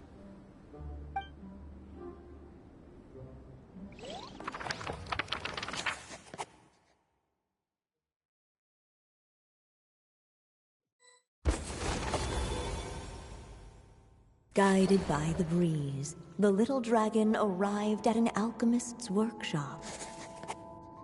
There he was greeted by a clay figure, a child molded by the Sage Witch's hands. Though gentle in appearance, he had inherited his mother's cold, sharp wisdom. And he was determined to avert the calamity the evil dragon would bring. And so was his helper, none other than the little dragon himself.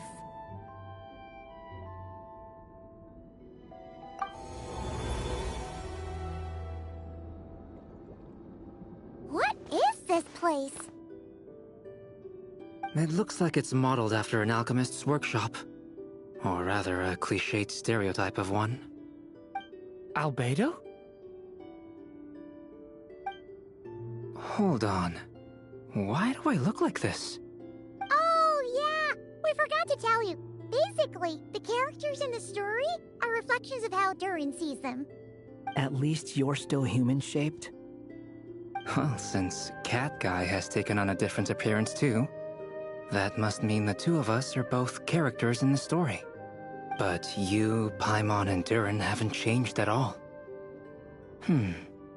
You must be special figures in some way. I'd like to know more about that too. But seeing as none of them can explain it, let's just concentrate on moving the plot forward.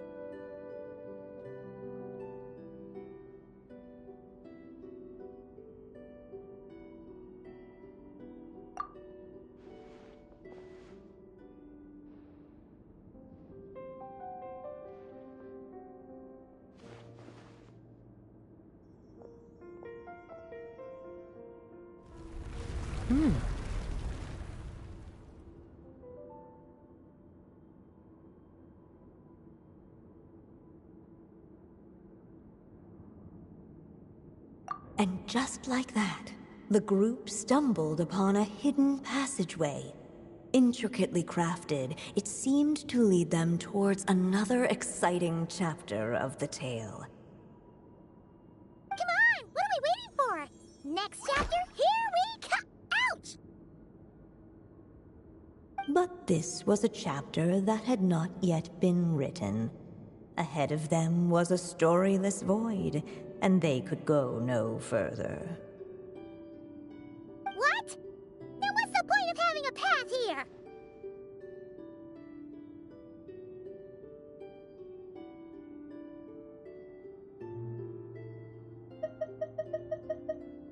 Sounds like a pretty bad habit for a writer.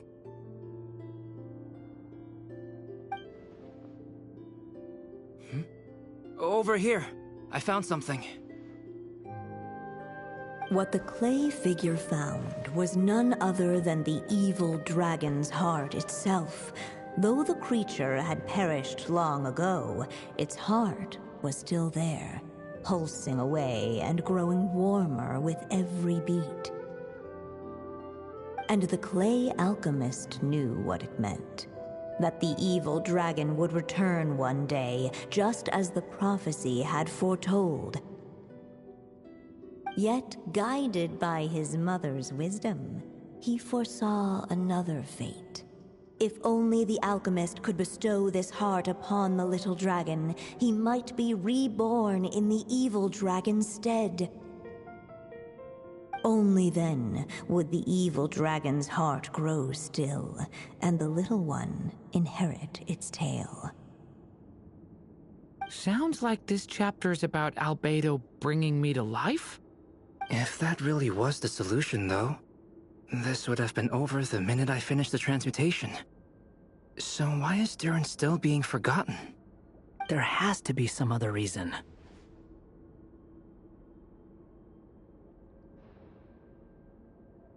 Yeah, I'd like to explore the area a bit more.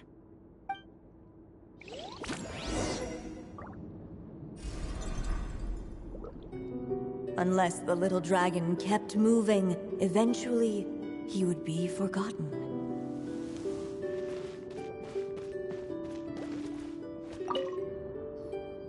The evil dragon's heart continued to beat, as if waiting for the little dragon to accept it as his own. Looks like we have no choice but to get this done. Whatever happens next, Durin is going to need all of our help. Is everyone ready?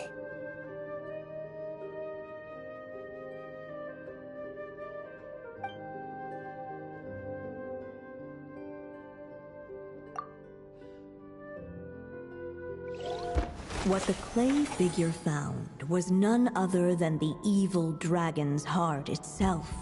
Though the creature had perished long ago, its heart was still there, pulsing away and growing warmer with every beat. And the clay alchemist knew what it meant.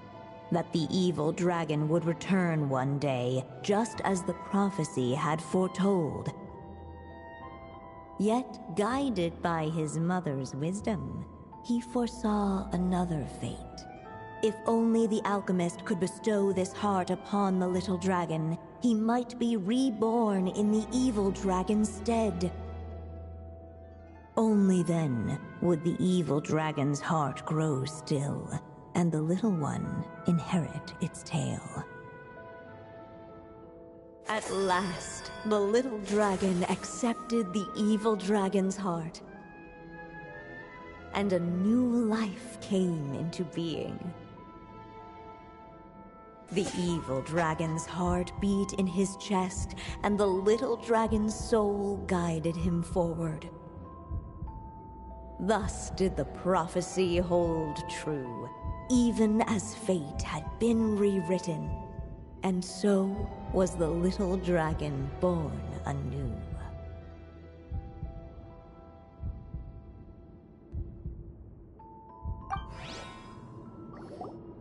Finally! A happy ending! That must be the last step, right? Woohoo! We completed the story!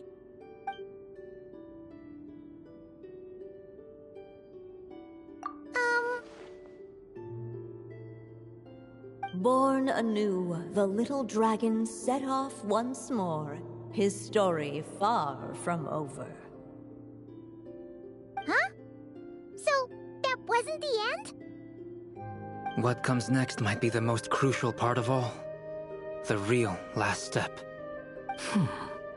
If fate really is as devious as they say, then I say, show us what you've got.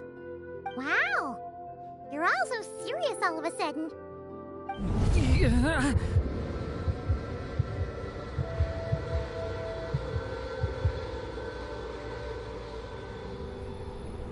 Durin, are you alright? The evil dragon's heart was now one with the little dragon, yet the dark power within it still lingered. Would the little dragon dare to hold this power back, or would he simply give in? Hey, what kind of question is that? Of course he's gonna control it. What choice does he have? Time is running out. So, will the little dragon dare to hold this power back? Or would he simply give in? What's up with the narrator?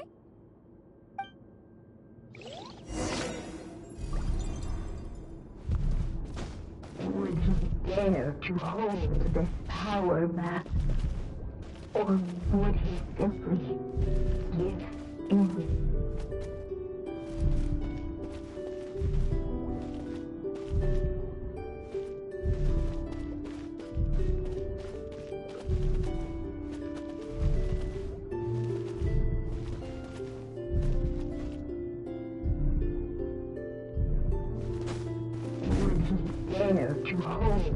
Ahead of them was a storyless void, and they could go no further.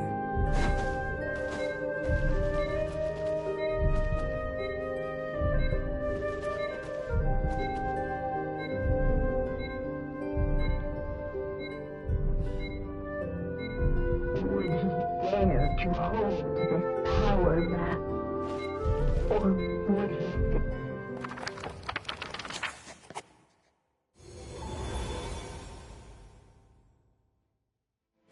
The little dragon was at an impasse, and the dark power within him surged like a tide. Unchecked, the darkness engulfed everything around it, including the little dragon's soul.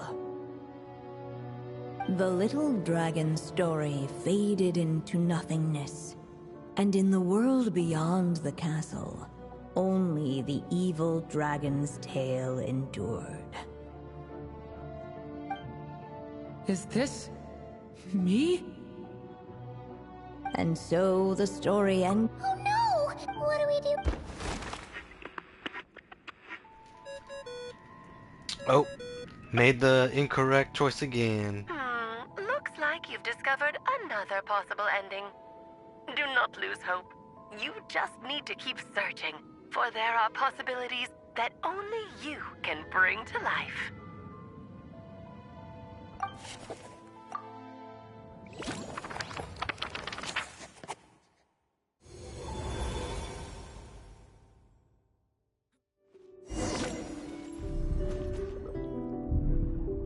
Would he dare to hold this power back? Or would he simply give in? The little dragon and his companions blank. Blank again. Huh? What's going on? Are we running out of ink? Once the ink runs out, is that the end of the story? I had a feeling this would happen. What's happening to the others? Now that the story's ink was spent, all that lay ahead were blank pages.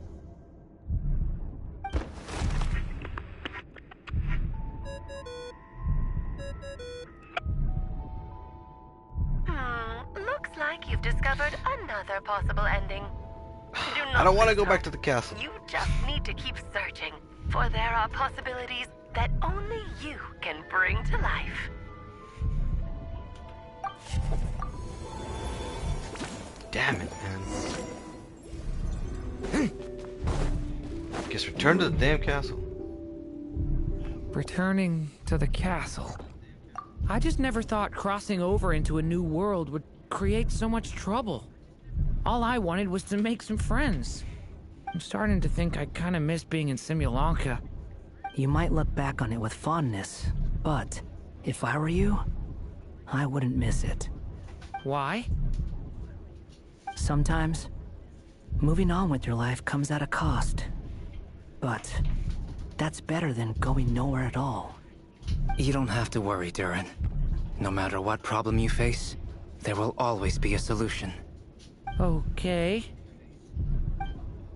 Sometimes I wish I could just go back and see it again.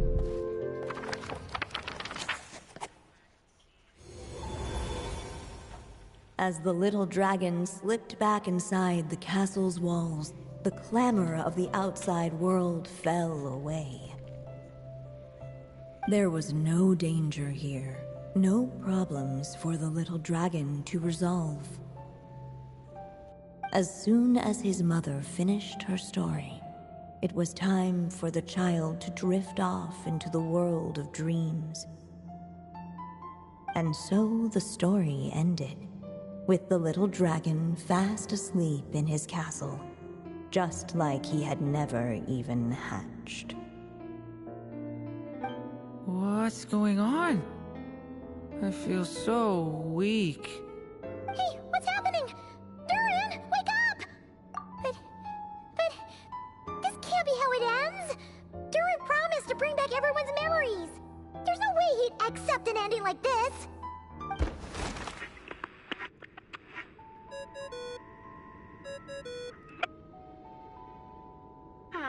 Looks like you've discovered another possible ending. Do not lose hope. You just need to keep searching, for there are possibilities that only you can bring to life.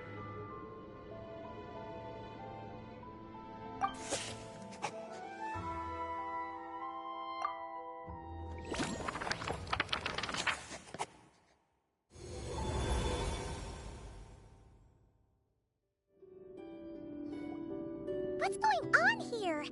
Why isn't the story letting Durin just suppress the abyssal power? It keeps getting stuck.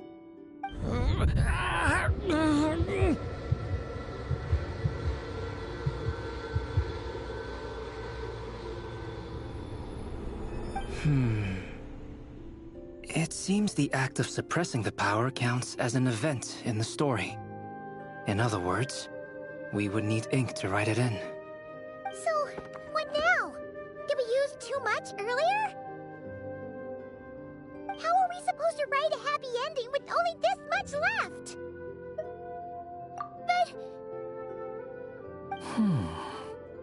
Well, this is Durin's story. As long as he's alive and well, why should it end? If there really is such a direct correlation between the story and his fate, I may have a potential hypothesis. Durin was, and still is in essence, a storybook character, written into being by M. From the moment he was born, he has always dwelt within her story. And I suspect that has remained the case, even after his arrival in Tevat. Reviving Durin in the evil dragon's place was an act of grafting this Durin story onto the latter's fate. In essence, that is how his fate was rewritten. But there is a fundamental difference between a being's story and its fate. As Miss Barbeloth reminded us, the fate of every living being in Tevat has been woven into the fabric of time. Its most natural path, therefore, is to proceed along its given track. But Durin's story, on the other hand... As Durin's connection to this world wore thin, not only have people started to forget him, he started to lose control of the abyssal power within. In other words, his story can't continue, because the author's ink is drying up. That's what it seems like to me. It would seem the little dragon had made a group of fine friends indeed. Save it. The question is, are you here to help him, or stand in his way? This is as far as the story can go. What path will you choose? I suppose the final decision is up to me. It's hard to believe I never actually left my mother's story. If that's true, I'd like to go there and see for myself. By there, I take it you mean the blank pages of the unwritten chapter ahead? But we still don't even know how Alice's magic works. If Durin belongs inside the story, then going outside of it to some unwritten part, isn't it too risky? I'm not afraid.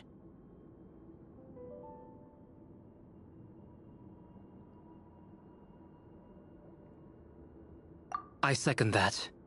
It would seem this is one answer you need to go seize for yourself. So be it. Whatever obstacles stand in your way, we'll tear them down together.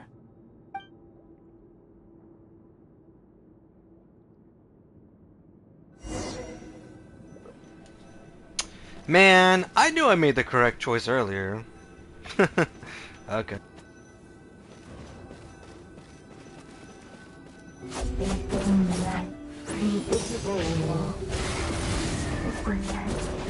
The little dragon is staring at the uncrossable edge of existence itself, and all of a sudden his hands fractured as if struck by some transcending will.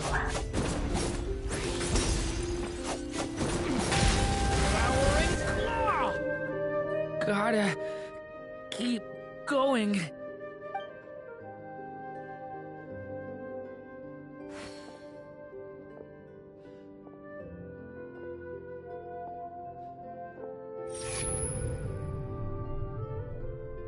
Ahead lies only a stormless void.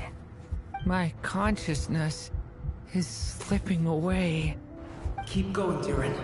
A pure soul is your essence, not an empty void. I feel so weak. Stand tall, Durin. You are not some amorphous idea. The body I made for you is flesh and bone. Am I truly alive? Yes, Durin, but you must keep going. You're as alive and real as I am. I can't feel a connection. You're not alone in this world, Durin. At the very least, you have me. I can't remember anything. Who am I? Your name is Durin, and there are many who still remember it. My name is Durin. You're taking too long. Come on, Durin, run! In this world, fate waits for no one. Wait! Where am I meant to go? What am I supposed to do? Go. Make your wish come true, Durin. My wish?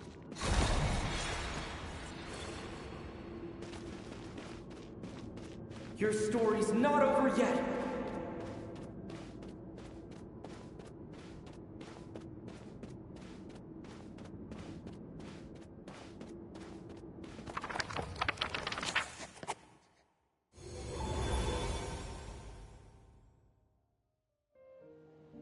Silence, huh?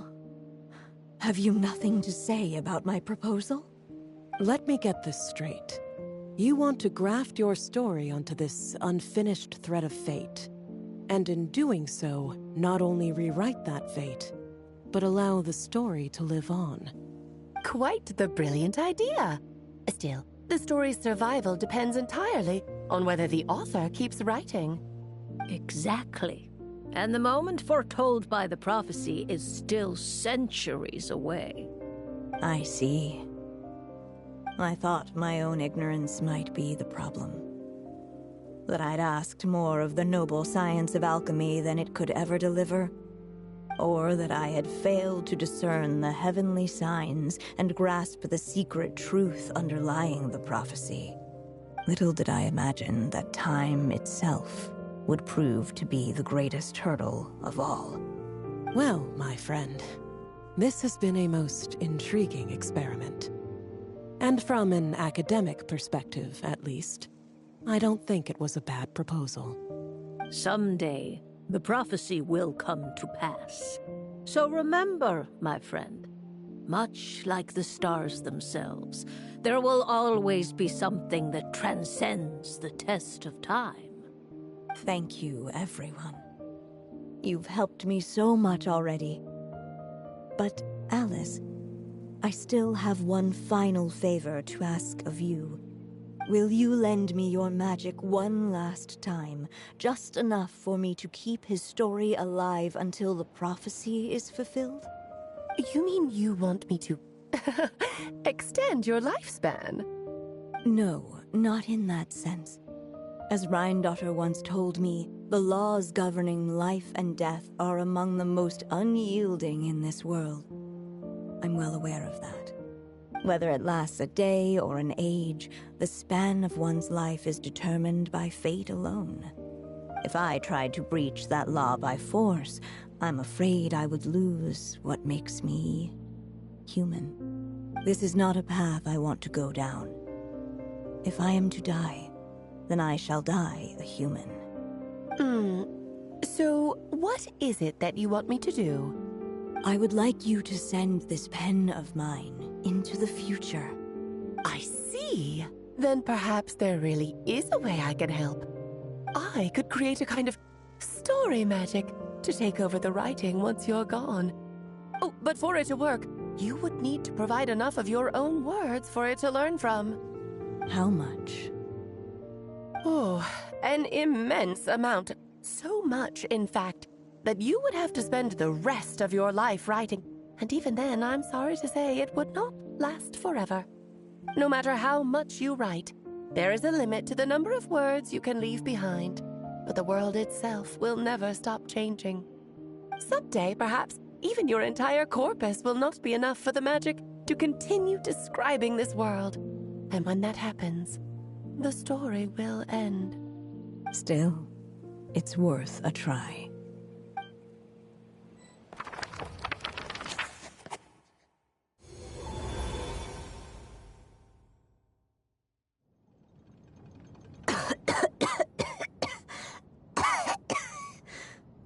Oh, my dear Anya. Even after all this time, you're still... Look at you.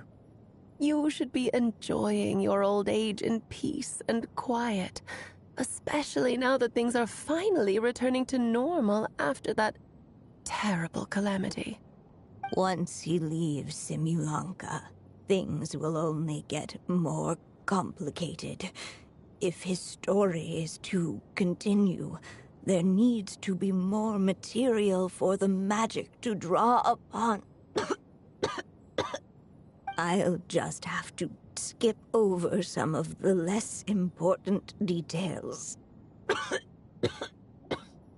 Anya, why do you insist on sending him out of the storybook world? Why must he face his fate into that? Why not just let him remain within the story? With my magic, even fate's curse could be undone and he could live happily ever after. I suppose. In fairy tales, all it takes is a heartfelt wish. And even a wooden puppet can turn himself into a real boy and live happily ever after. That's just how fairy tales end, isn't it? But have you ever wondered what happens to the main character after the ever after? Tell me, Alice. In your eyes, what would be a writer's greatest regret? To leave a story without an ending. Not a bad answer. It's true, many writers come to consider that their greatest regret. But I see things differently. My greatest regret is that every story I write has to come to an end in the first place. Anya. No matter how brilliantly a character shines, the moment their story ends, their potential is lost forever. For them, the story itself becomes an inescapable fate. But what if, instead, I could place my pen in their hand and let them continue the story themselves? You mean... You said it yourself. I can only leave so many words behind. Even with your magic, the idea that I could keep the story going until the prophecy comes to pass is wishful thinking at best. But I've found a way to use your magic to transform some of my finished stories into a special kind of ink. This ink is a magical medium he can use to complete the story the way he wants to. For what is storytelling but another kind of magic? And if he can experience the whole tale himself while leaving behind his own wishes and aspirations, even once he reaches the chapter where I stopped, he'll still be able to carry the story forward on his own. And so, by leaving him this ink, I can entrust him with the responsibility of writing his own story. A character with the power to write their own story. That way, he'll finally be free from the cage that is my pen. And like anyone else living in the real world, he can go on to create a life of his own. And you no longer need to worry about the constraints of my magic. What a brilliant idea, Anya. But there are still risks. First of all, once he arrives in Teyvat, he'll have to rely entirely on the story you left him to maintain his connection to that world. As you gradually hand over creative control, that connection will grow weaker, and at some point, he might lose it altogether. But at the same time, he'll also have the chance to forge that connection for himself. The issue is, this method taps into too many of Teyvat's core secrets. Any overt hints you try to leave will be erased in no time. In fact, it'd be hard for you to leave anything at all to guide them. We still have the story itself, though. I can use that to show them the way. It's entirely possible he burns through all your ink, never reaches the chapter you had in mind, and gets stuck, roaming the chapters of his past. But despite all that, I still believe in what this child can become. His hopes and wishes can be his ink, so he won't be trapped by mine running dry. Oh, what the writer you are, Anya. Your imagination never ceases to amaze. And you do know how much I love a happy ending. You shall have my help, my dear. Thank you, my friend. Well then, my child. Do you understand what you must do? Yes, I think I do. It's my turn to keep this story alive. Then what's holding you back? What will become of you after I take up this pen? I will fade away. There will no longer be a reason for me to go on existing. My child, or your mother, I should say, passed away long ago. The voice you're hearing is nothing but a magical echo that has now fulfilled its purpose. You needn't feel so reluctant to let me go. I know my mother died long ago. It's just, when you lose your mom too soon, it's hard to tear yourself away from the stories she used to read. I guess it's a silly way of pretending she's still here, by your side. Durin. But after coming to this world and traveling it with my friends, facing all kinds of enemies together, I suddenly realized I couldn't just sit around listening to my mother's stories because I'd found a new purpose in life. Maybe this is just what growing up feels like. With all my new friends waiting, it's time I finally set aside my mother's storybook. I'm ready to grow up now, Mom.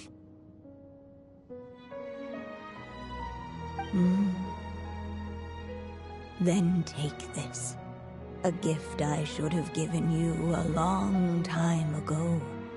You've witnessed this story from the very beginning. Made your wishes, offered your blessings, and even wrote your choices into its pages. From here on out, this pen is yours. Now I ask of you, the other pillar of this story, as both its reader and its witness, will you turn the page so the next chapter can begin?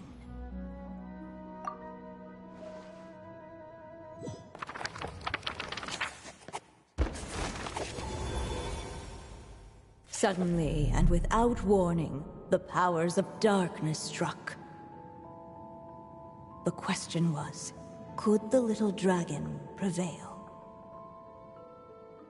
Alas, it was here that the story witch's tale had to end.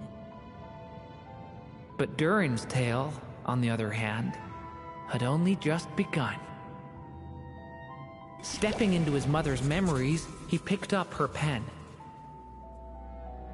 And so the story that was ending began anew. He had made up his mind to challenge the fate that barred the way ahead.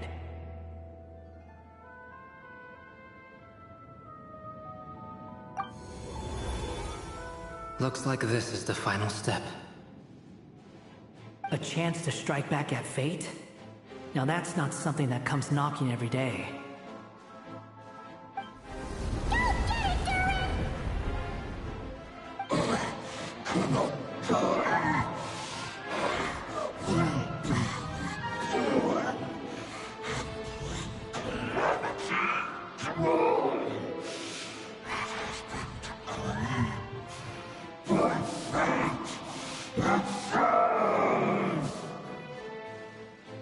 No, that fate no longer defines me. In the end, only my story shall endure.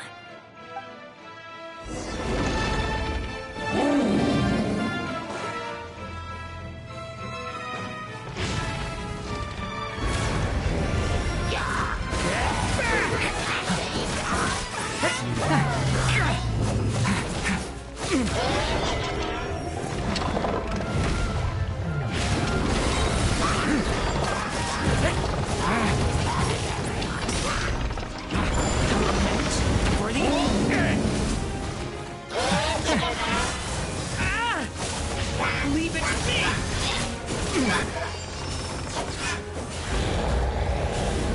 No dodging this one.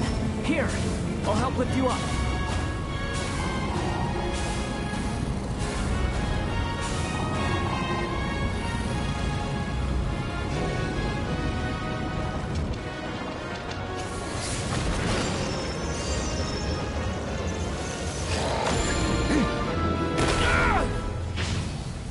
Only my story shall endure.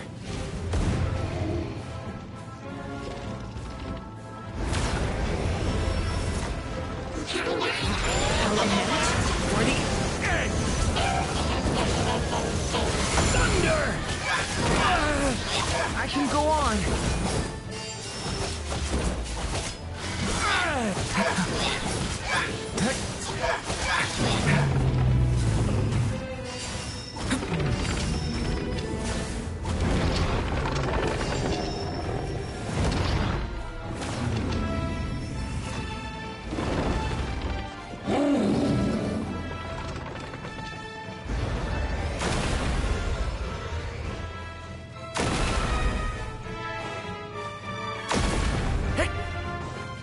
Looks like there's...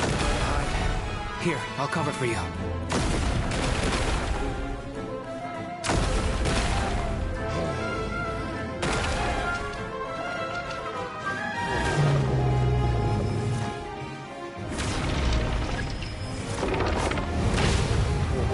Instead, this time, the light prevails.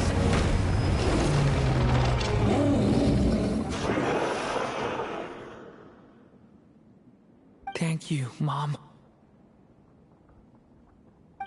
And so it was that Durin defeated the darkness and rewrote his fate. But his story is far from over.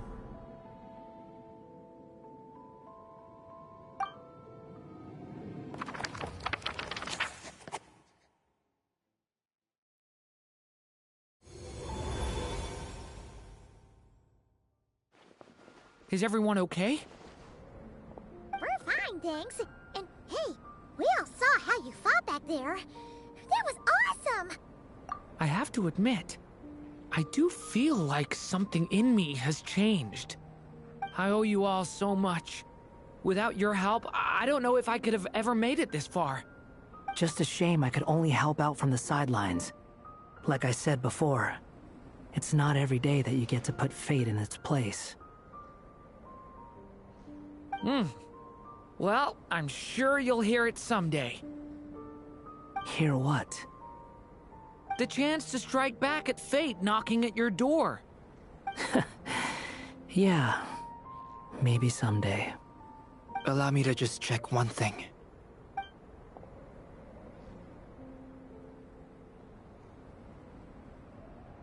Yes. The abyssal power within you has stabilized again. And those strange symptoms you were experiencing seem to have completely disappeared. Oh, thank goodness!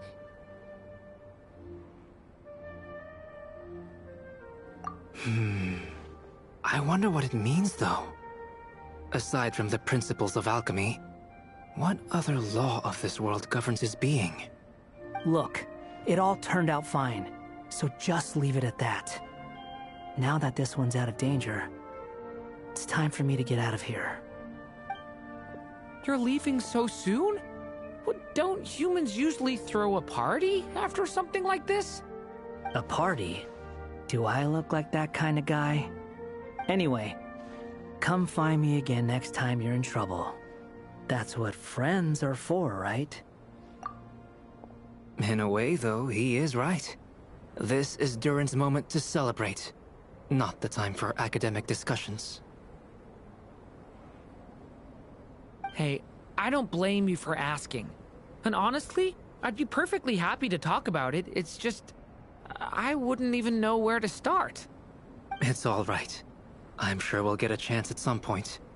After all, your story's only just begun. All right then. Traveler and Paimon, we'll part ways here. Given the extraordinary nature of the things we witnessed today, I need to make sure it's all recorded properly. Okay, see ya! So, it's party time next? Huh?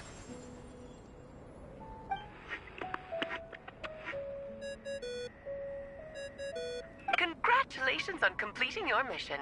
Now then, as per our agreement, it's about time you returned that book. She must have known the moment we finished. Just like she said she would.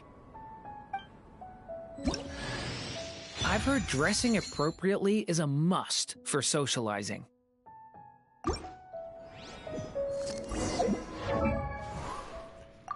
Let's put that strapping new outfit on, shall we?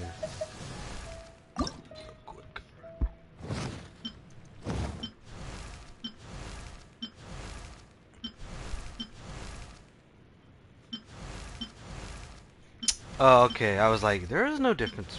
But no, it's the heart and the horns. So, no.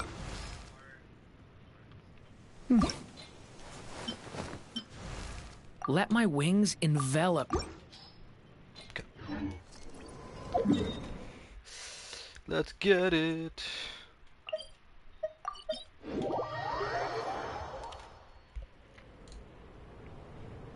Oh, my writer and witness. It's been quite the journey, hasn't it? You had special plans for the Traveler from the start, didn't you? But of course, that goes without saying. For a story to live on, it needs both a writer and a reader. Only then can my magic take effect. I chose the Traveler as the witness because of the special nature of who he is. It's not easy finding someone with that kind of background, you know. For a moment, I even considered taking the role myself.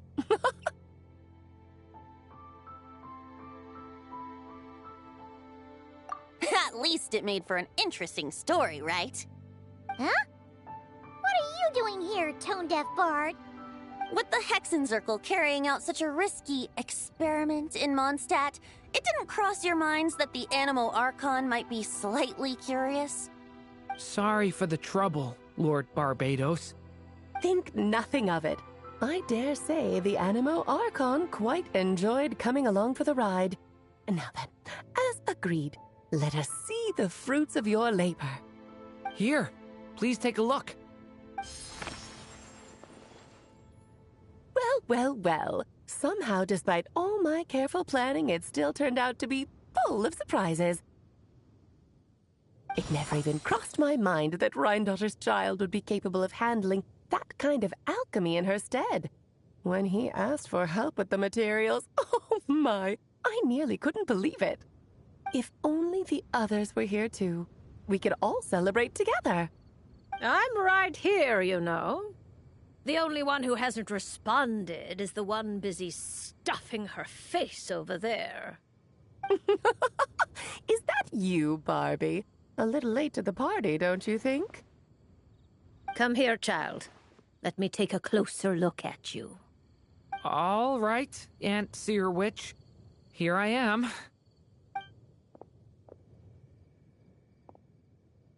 Just as I thought. This child's fate does not appear among the stars. Anya has accomplished what almost no one before her could. What does that mean? Child, all you need to know is that you're very lucky indeed. Oh.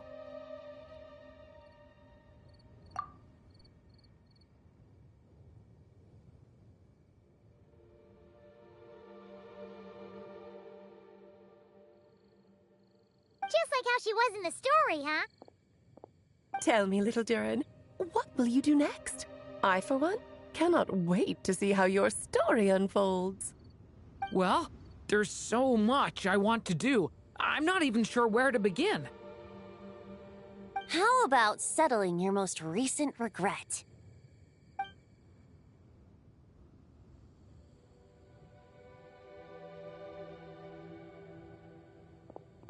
Not so fast, tone-deaf bard!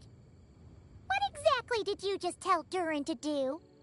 To make the long overdue wish come true. Thank you once again, Alice. How much time do you have left? I believe these should be my final moments. Just enough time to say goodbye to my dearest friend. This feels like having to say our final goodbyes all over again. I don't like it. Not one bit. I don't know how to respond to that. Strange. You were always such a cheerful figure in my stories. I even dubbed you the Merry Witch, you know. Oh, please. You know full well it was your stories that first taught me what true pain and sadness felt like. Aside from saying goodbye to me, shouldn't you also leave a few words for the child? Since the book will be his to continue, why don't you write him a little parting note? There's no need. His mother already did that long, long ago. All that remains is for me to convey it on her behalf.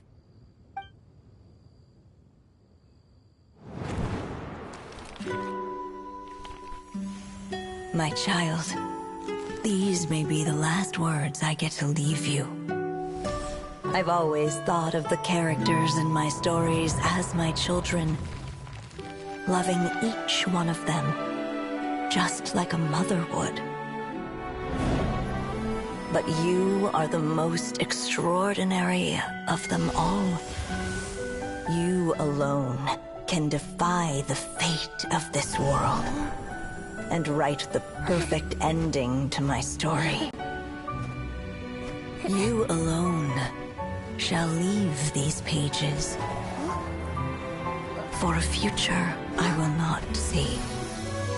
Still, I say to you, fly, my sweet child.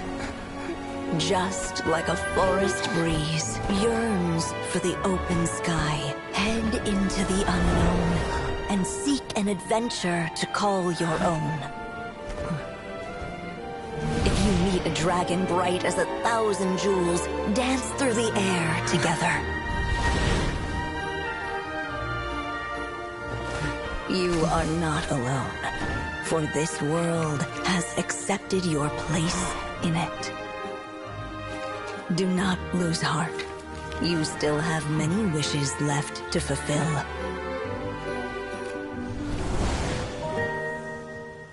A long tale awaits you, my love. Let songs and flowers be the ink that fills its pages. Take my pen and use it to continue your story.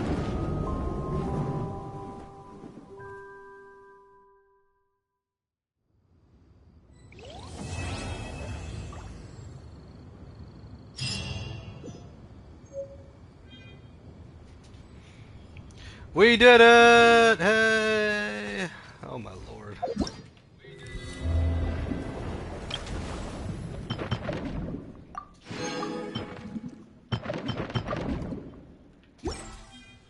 Oof, man. There you go. Of course, this copy isn't magical in the same way, but rest assured, all the twists and turns are still there. Alright. And so they flew together, Durin and Dvalin, over the skies of Mondstadt. Who'd have thought such words could ever have described a happy ending, huh?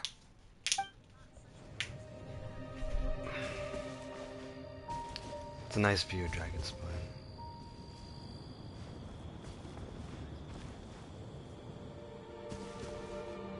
Wow, you can see the lighthouse from here? Shit. Mondstadt. That's Fontaine. I think that's Leeway. Right over there, and then behind that is Sumeru. And then over there is Japan, right? No. Looking this way. Yeah, so Leeway, Fontaine, and Sumeru and Netland. All the way in the back over there. So, yeah. We did it, everyone. We did it.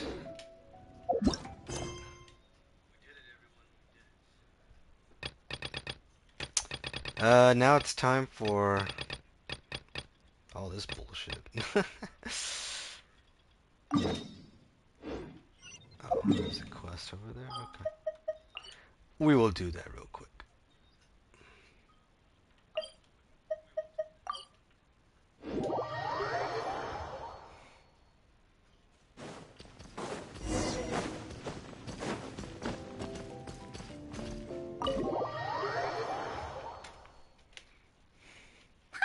Nicole will be waiting for us inside. Isn't she home today?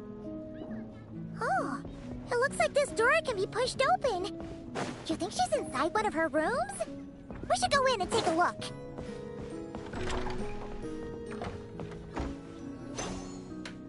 Nicole! Weird. She's not here either. Are you in my studio already? Did you notice my flower collection? I've been growing samples I collected from all over the world. I'm afraid I can't tear myself away right now. I've opened a stall in Fontaine selling sculptures. No thanks. This is my only chance to put pen to paper, even if I'm mostly just writing down numbers. But I know it's not often you get the time to visit, so feel free to start without me. By the way, I left you a scroll.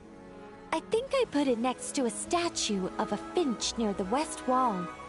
Why don't you see if you can find it? Found it!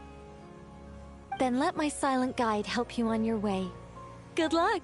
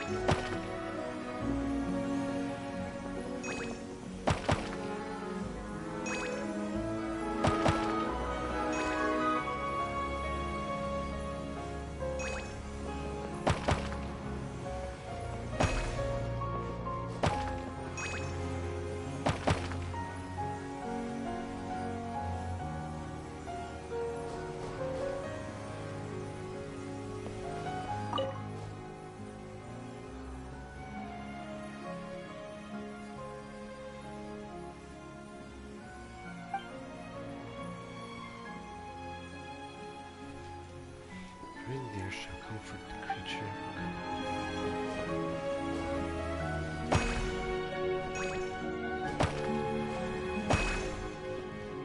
Do you need some help? Let me just make a No. few little adjustments to your scroll.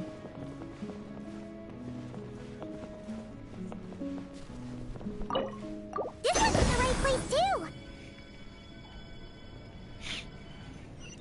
No, Ellis, I don't need help. I'm good. Okay. The blue shall draw near the skies. Okay. The pale pink seeks refuge in the dark corners. Okay. The pale yellow should be the neighbor of the roots. Two strangers gaze in the direction of voice.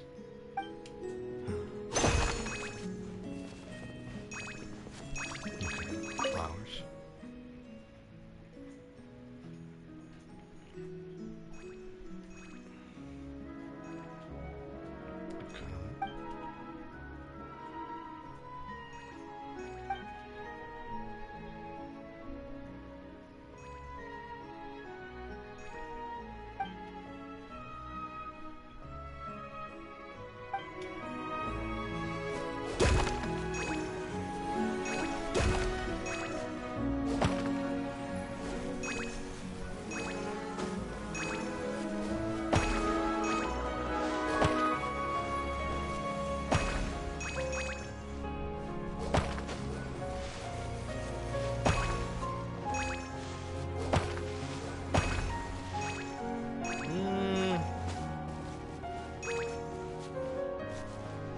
Do you need some help?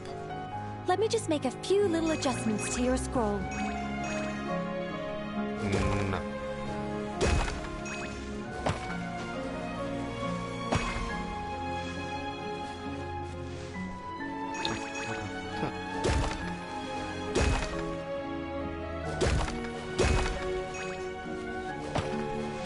Looks like it worked! There we go.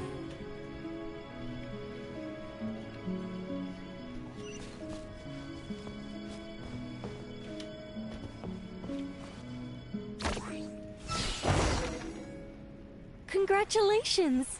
Now, let me take a look. Good job. Unlike the current witch's garden, I stayed in this shrine when I was still an angel.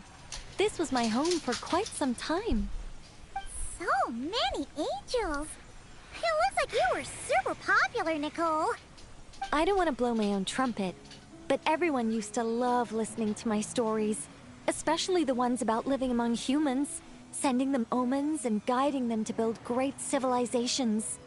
Every time I got to a good bit, the other angels would stop what they were doing and hold their breaths, hanging on to my every word. You couldn't hear so much as a harp string tremble or a paintbrush scratch on the surface of a canvas. And then, the interwoven colors and hues would bloom.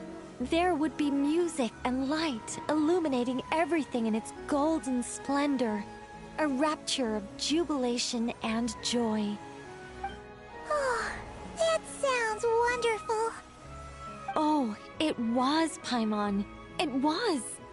Even though those wonderful days are gone, life remains full of happy surprises.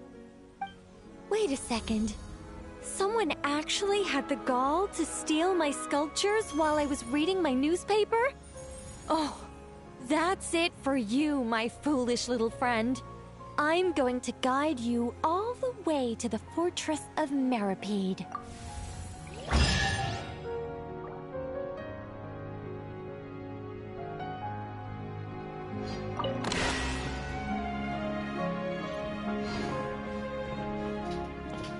Lovely.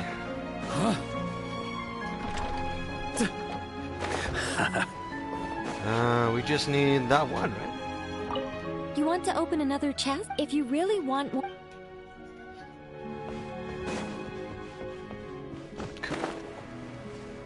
Just need the, yeah, the one, right? Okay.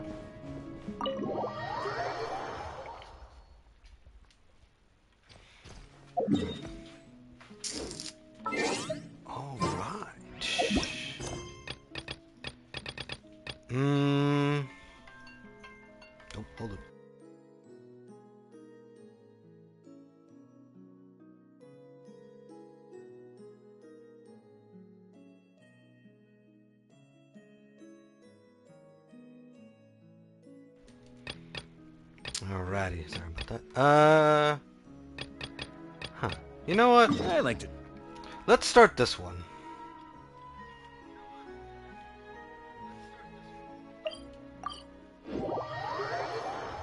This is the new area here.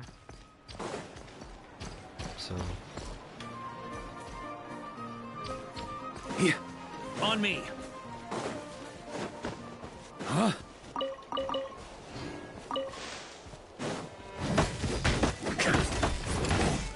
On me. Huh?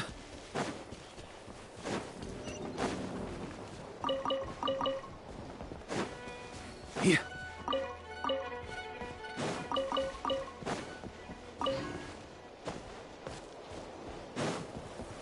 Let's just start this quest because I need the materials to upgrade Linnea. So. On me. I've neglected to do them. Huh? Oh, this is one of those silent quests. Cool. Such defiant. As you like.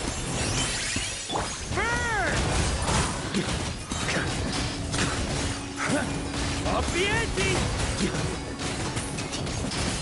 Maria sweeping in! Up the ante!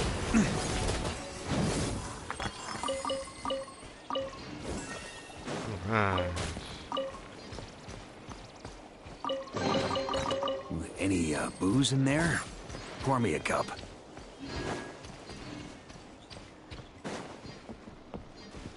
Alright, let's get to it. Yeah.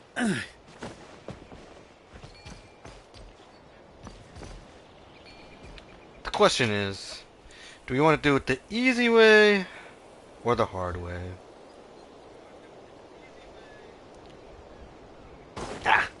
Huh? We'll do it the hard way. Yeah. We'll do it the old-fashioned way, boys and girls, because I am a explorer. Okay? I am something of an explorer myself. Now just imagine William Dafoe's face. So. Yeah. Oh, beautiful.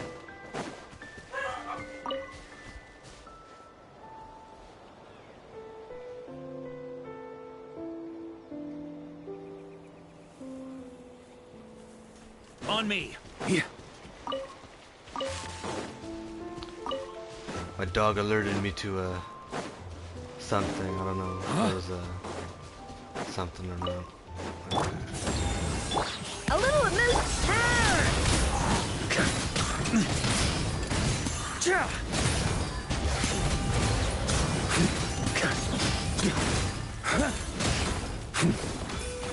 Thunder!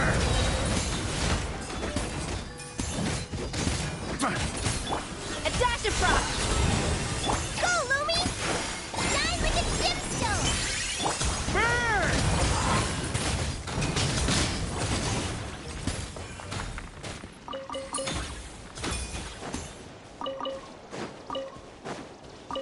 Huh? I need to kill a bunch of those things to upgrade Linnea. Speaking of which.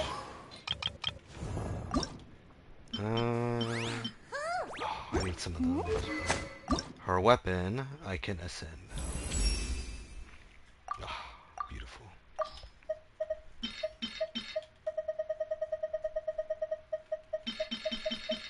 I have so many.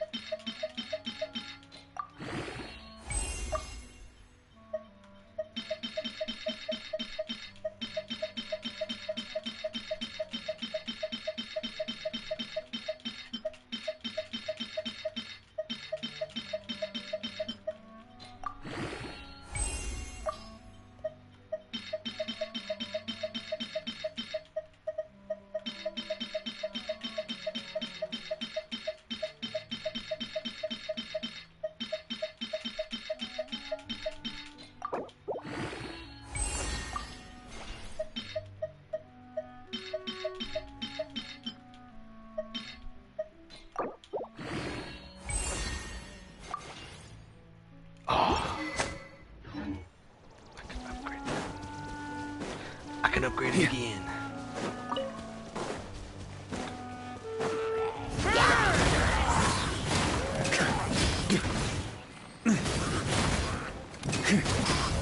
On me.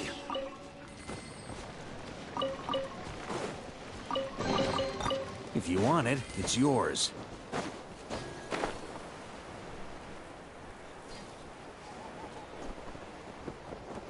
Huh? Yeah. Huh?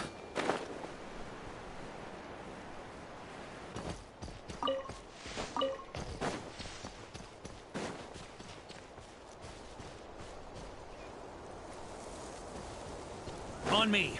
Huh?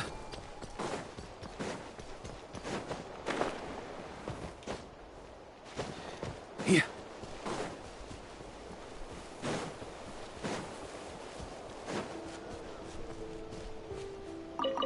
Huh? On me. I'm taking Farmer Market's crops.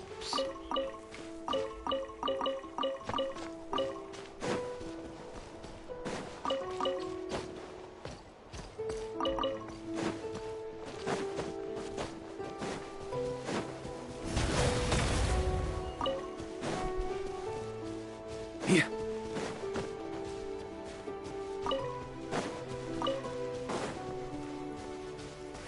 Off the ante! Huh? Ooh. On me. I hear the rain. Yeah. On me. Huh? Ooh.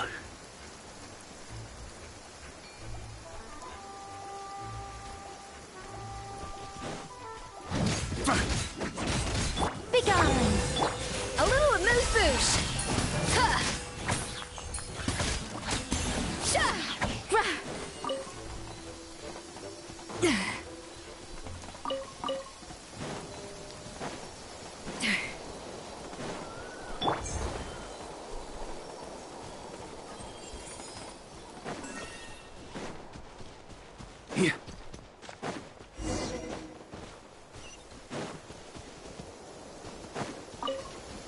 Such defiance! Off to the freezer!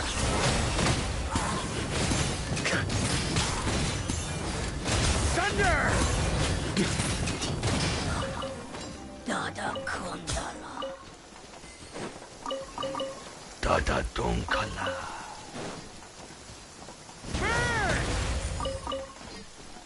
Alright. Waypoint unlocked.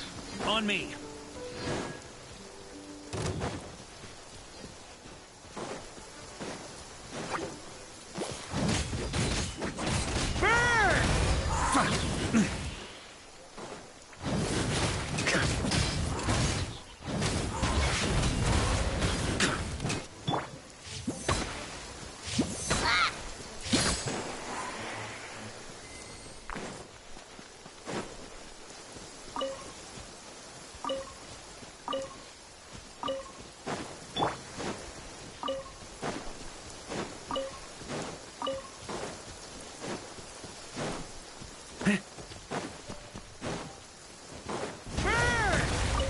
Yeah.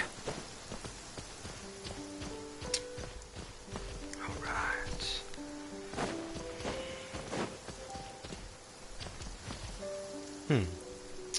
You know what? I think this is a good place to end it.